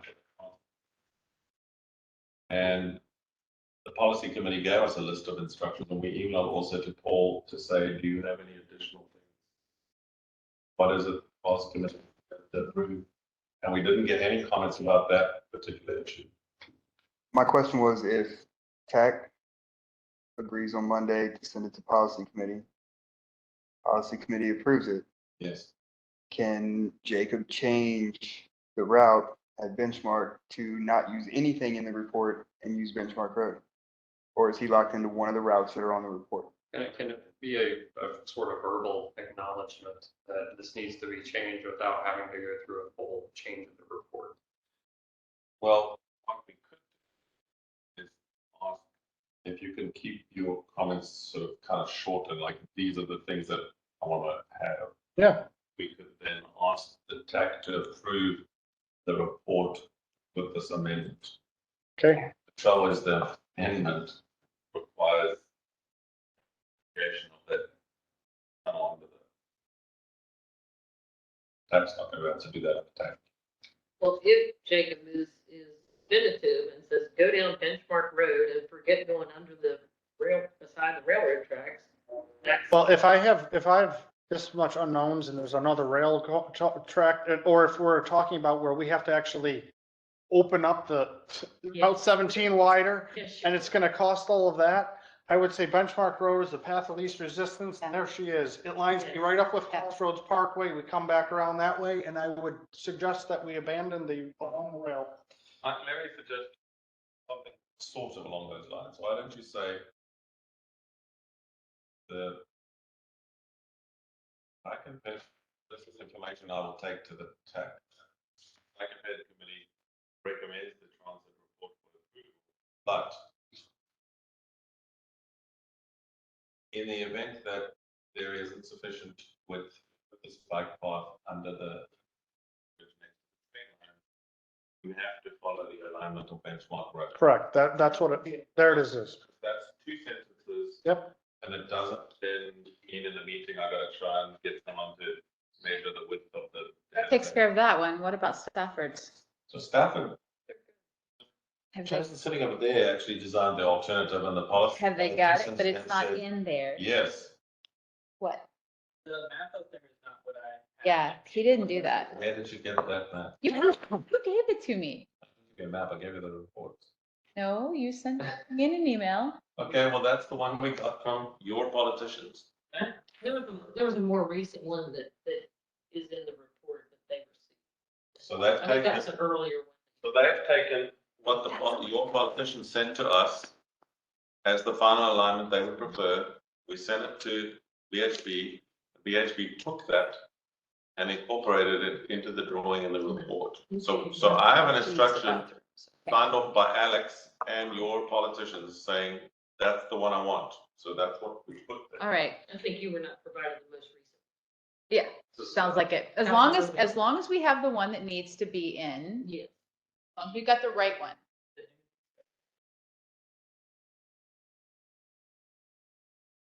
All right, good. That's the one I'm instructed by the county to put in. As long as we've got the right ones and everybody's, Similar to how all this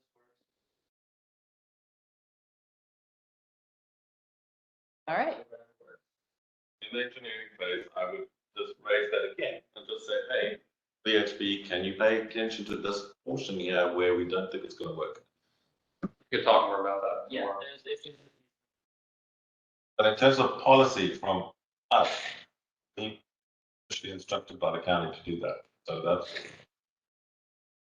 I mean, obviously we can tweak it at the engineering phase. I generally don't. I'm literally concerned about getting decent projects approved so we can actually build something.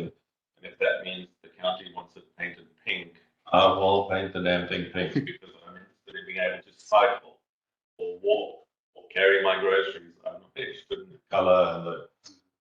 If Jacob wants it 11.5 feet, I will make it 11.5. Whatever you're happy with, I will. Yeah, I I remember. only have one request though. On a more serious note, I only have one request from the jurisdictions.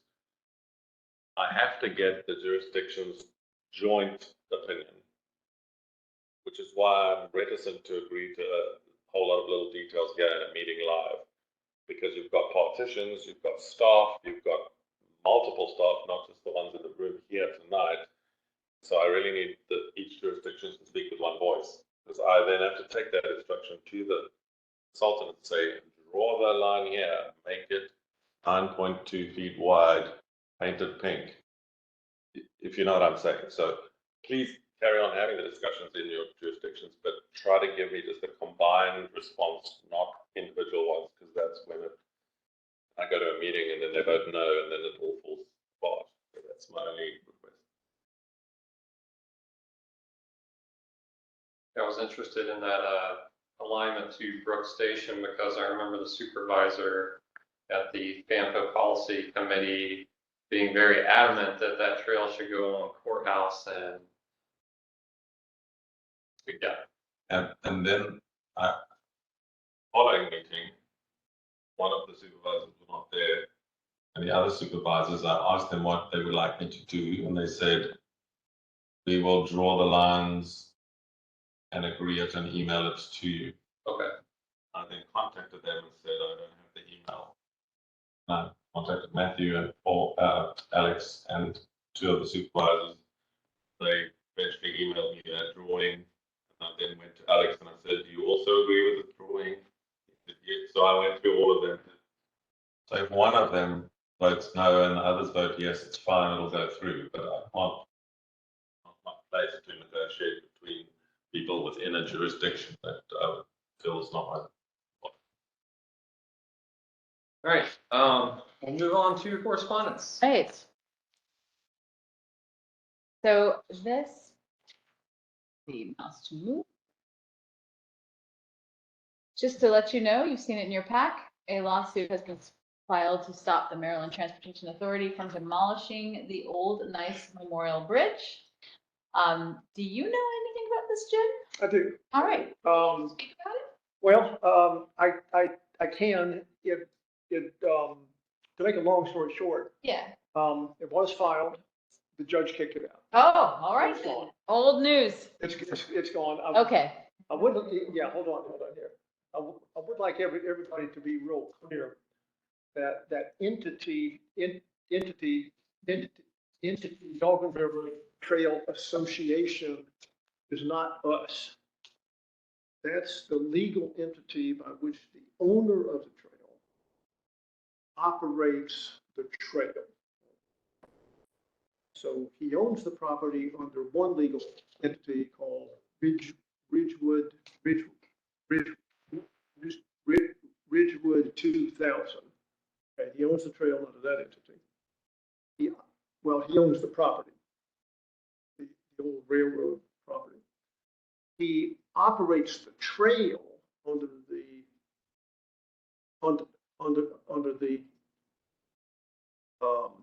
legal entity Dogger River Trail Association, Okay. which doesn't have anything to do with us. Right. The friends of the trail, maintain the trail, events on the trail, all under a handshake agreement. We have no legal ties to either the owner of the trail, the association. So that's just a little nuance here. All right. But yeah, basically the judge kicked it out. Most of us think it was a long shot, but it was a try. You know, if you don't try long shots, you never have a chance. My understanding is that the old bridge is, if it isn't being torn down now, demolished now, its preparation is underway. Okay. So there we go. That's our correspondence. Member reports, or excuse me, staff reports. So staff reports, I want to alert you all to the fact that at our next meeting, our current chair will step down and our vice chair, this is your last meeting, by the way. So at our next meeting, and he's left, but Adam Lynch will step up as our new chair and we will need to elect a vice chair. So folks should start thinking about whether or not they're willing to serve as vice chair. As you all know, our vice chair is a training position for chair. So something to keep in mind for the next meeting. And that's my staff report. Anybody else got a staff report? Ian? I already mentioned You. in my Yep. slides about the new staff member. And I think you know when we're going with the two parts of the study. So All right, member reports. Have anything? I do. Yes, sir. At the last meeting, I wasn't at the meeting, for which I apologize, but I did mention that the Virginia Department of Conservation and Recreation was in the process of conducting a suitability study to assess whether or not the Dog Railroad Trail is suitable to be incorporated into Caledon State Park. That study has been completed. They assess that it is suitable to be incorporated into Caledon. A few things have to be done to prior, not real sure whether prior to that or in the process of that. But the most interesting thing about it was they came up with the cost of incorporating the trail into Caledon of I think $23 million. And we're sitting here scratching our head. Is how in the world could anything that's a going trail, it's a usable trail, people use it all the time, costs $23 million to be incorporated into a park. So we've written them and asked them, can you please tell us how this $23 million came about? They have some very broad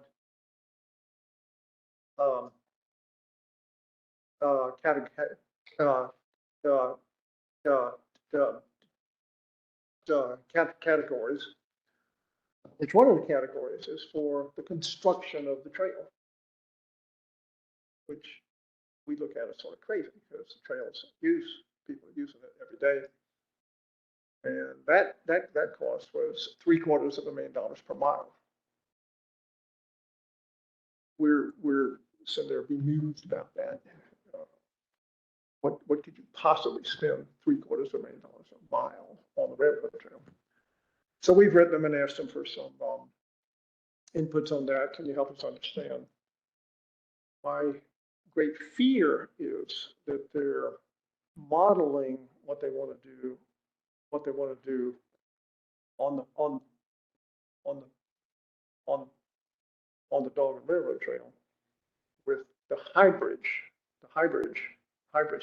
Now the High Bridge Trail is like us. It's an old railroad which was abandoned and turned into Rail Trails Trail. We don't want to be anything like that. What they did on the High Bridge Trail was clear the trees out to the edge of the boundary, and it's not paved, but it went through with a Gravel surface. aggregate gravel and packed and all that, which that's okay. But we got a quote from our local gravel company to spread gravel over the whole trail, our trail, $300,000 for a 3-inch layer. So even if you wanted to put 3-inch layers, there's no way you're going to come up with $750,000 per mile. So we do not want, we want our railroad trail to look like what King George wants it to look like. Everybody on the trail loves it. We get comments all the time. Nobody says make it look like High Bridge Trail. So we're going to negotiate with them a little bit, and hopefully, one, we can get their vision for the trail to match a lot closer to what ours is, and get the cost. Carrie, if you wouldn't mind, if you could put the link to that report in the minutes. Yes, I can. do that. I would appreciate it. If anybody has time to look at the report.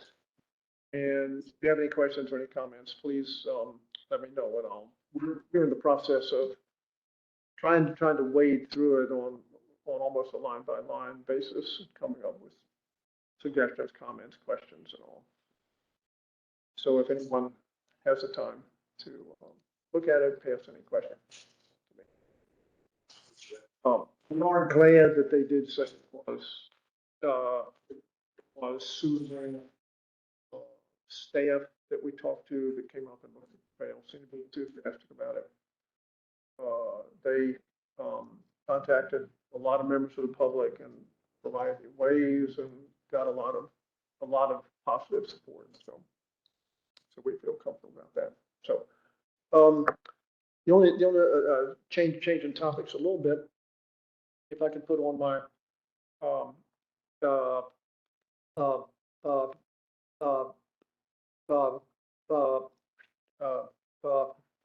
Potomac Heritage Trail hat. There was been some articles lately about where walkers and bicyclers need to go across the Chatham Bridge going into Stafford County. Lady's name is Margaret Mock. Turned out I used to work with her husband. I ran into her at a reunion. We had a long chat. She's just very interested in making sure that people that live over in Stafford County within a mile or two of the bridge have a safe way to get home, to the bridge. I noticed there was some slides that talked about different road plans for that area, which I was happy to see. I guess it's okay if we make those available to the public. He's talking about the Chatham Bridge plans and the East Mobility Study available to the public. Yes, the policy committee is going to vote on making that whole report available for public comment on the 28th. Okay. So, okay. But I mean, you have to remember this meeting tonight is officially public. Mhm. If it's here, it's public comment already. Okay. That's what I assumed, but I hate to assume things. Anything that's published in a FAMPO committee is published in public. Those committees are all public. Formal report formally requesting public comment is going to go out on the 28th if the policy committee votes to do that. Okay. Which they nearly didn't with the transit rule. So But at this time, those are proposed ideas. It's what now? At this time, those are proposed ideas. They're not adopted. Yeah, it's not adopted. Yeah. not yet adopted. Right. So when I email it to my friend, Mrs. I should make that clear. Yeah. Make it very clear that those are just proposals at this time.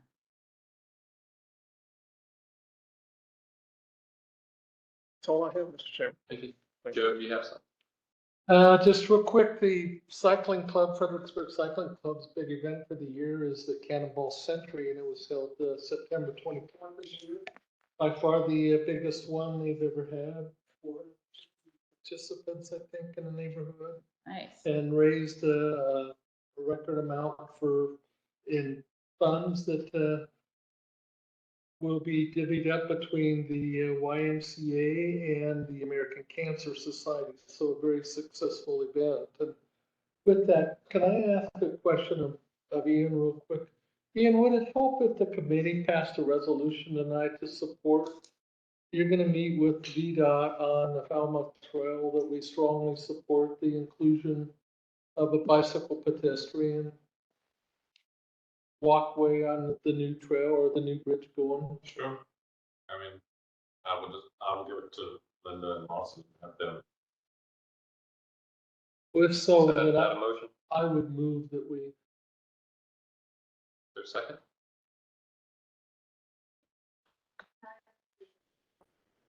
So you have to have a motion to add. Yeah. Well, just that Ian is going to meet with VDOT to discuss a pedestrian bike trail Okay, well, on the Falmouth. I understand what you're doing. Hold on one second, please, if you don't mind. You can add an item to the agenda, but it has to be 2/3 vote. And I don't know, with 2 people leaving in our quorum, I don't know if you're gonna get that, Well, we but don't have a bylaw, in our bylaws, we don't require a quorum. So I don't Okay. know how that changes Yeah, Robert's so rules. Robert's rules say you can add an item to the agenda after it's been approved. If 2/3 majority vote to add it to the agenda, then you can motion on that resolution. So you'd have to make a motion to add the resolution, get 2/3 vote of the, you don't have a quorum, but 2/3 vote of the attendees, I guess, and then you can make a motion on the resolution. What was already brought up as an agenda item and discussed? But the agenda, no, it's not an agenda item. The agenda was approved as is, and there's nothing about a resolution here on the agenda. So you have to do Robert's Rules of Order to amend the agenda first, get 2/3 majority vote, and they count. And then if it passes, then you can make a motion on the resolution.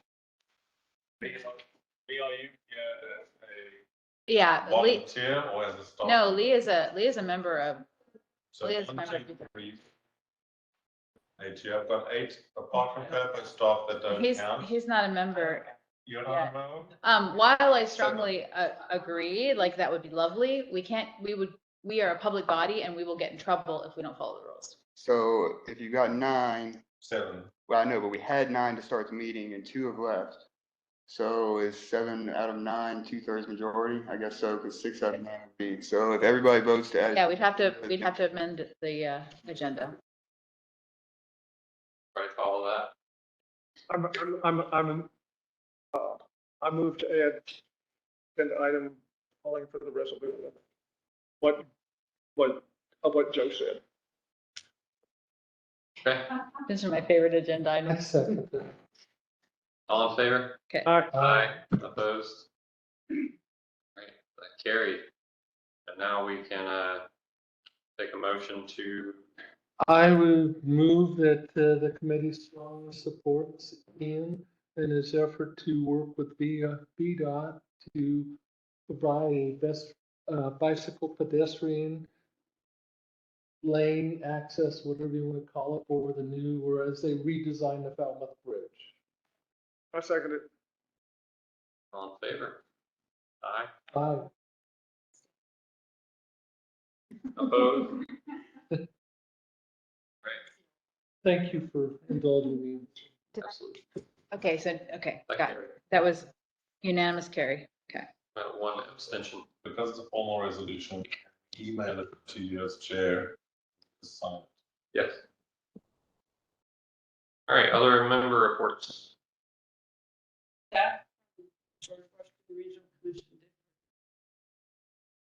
You already called, it was a 70-mile bike ride. Staff only did 10 miles of it, the last 10 miles, and thanks to Coley, I finished. Awesome. Did fine.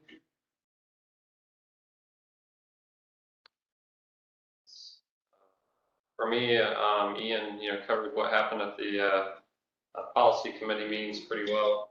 The only other thing I have is that it looks like Matthew's going to be taking my place here soon as a staff representative on BPAC. Matthew, not official yet, but you don't like us anymore. So, not sure exactly what the timing of that will be, but it's forthcoming.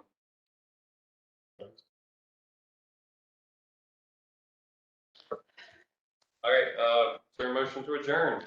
I so move. Second. Favor? Aye. Thanks.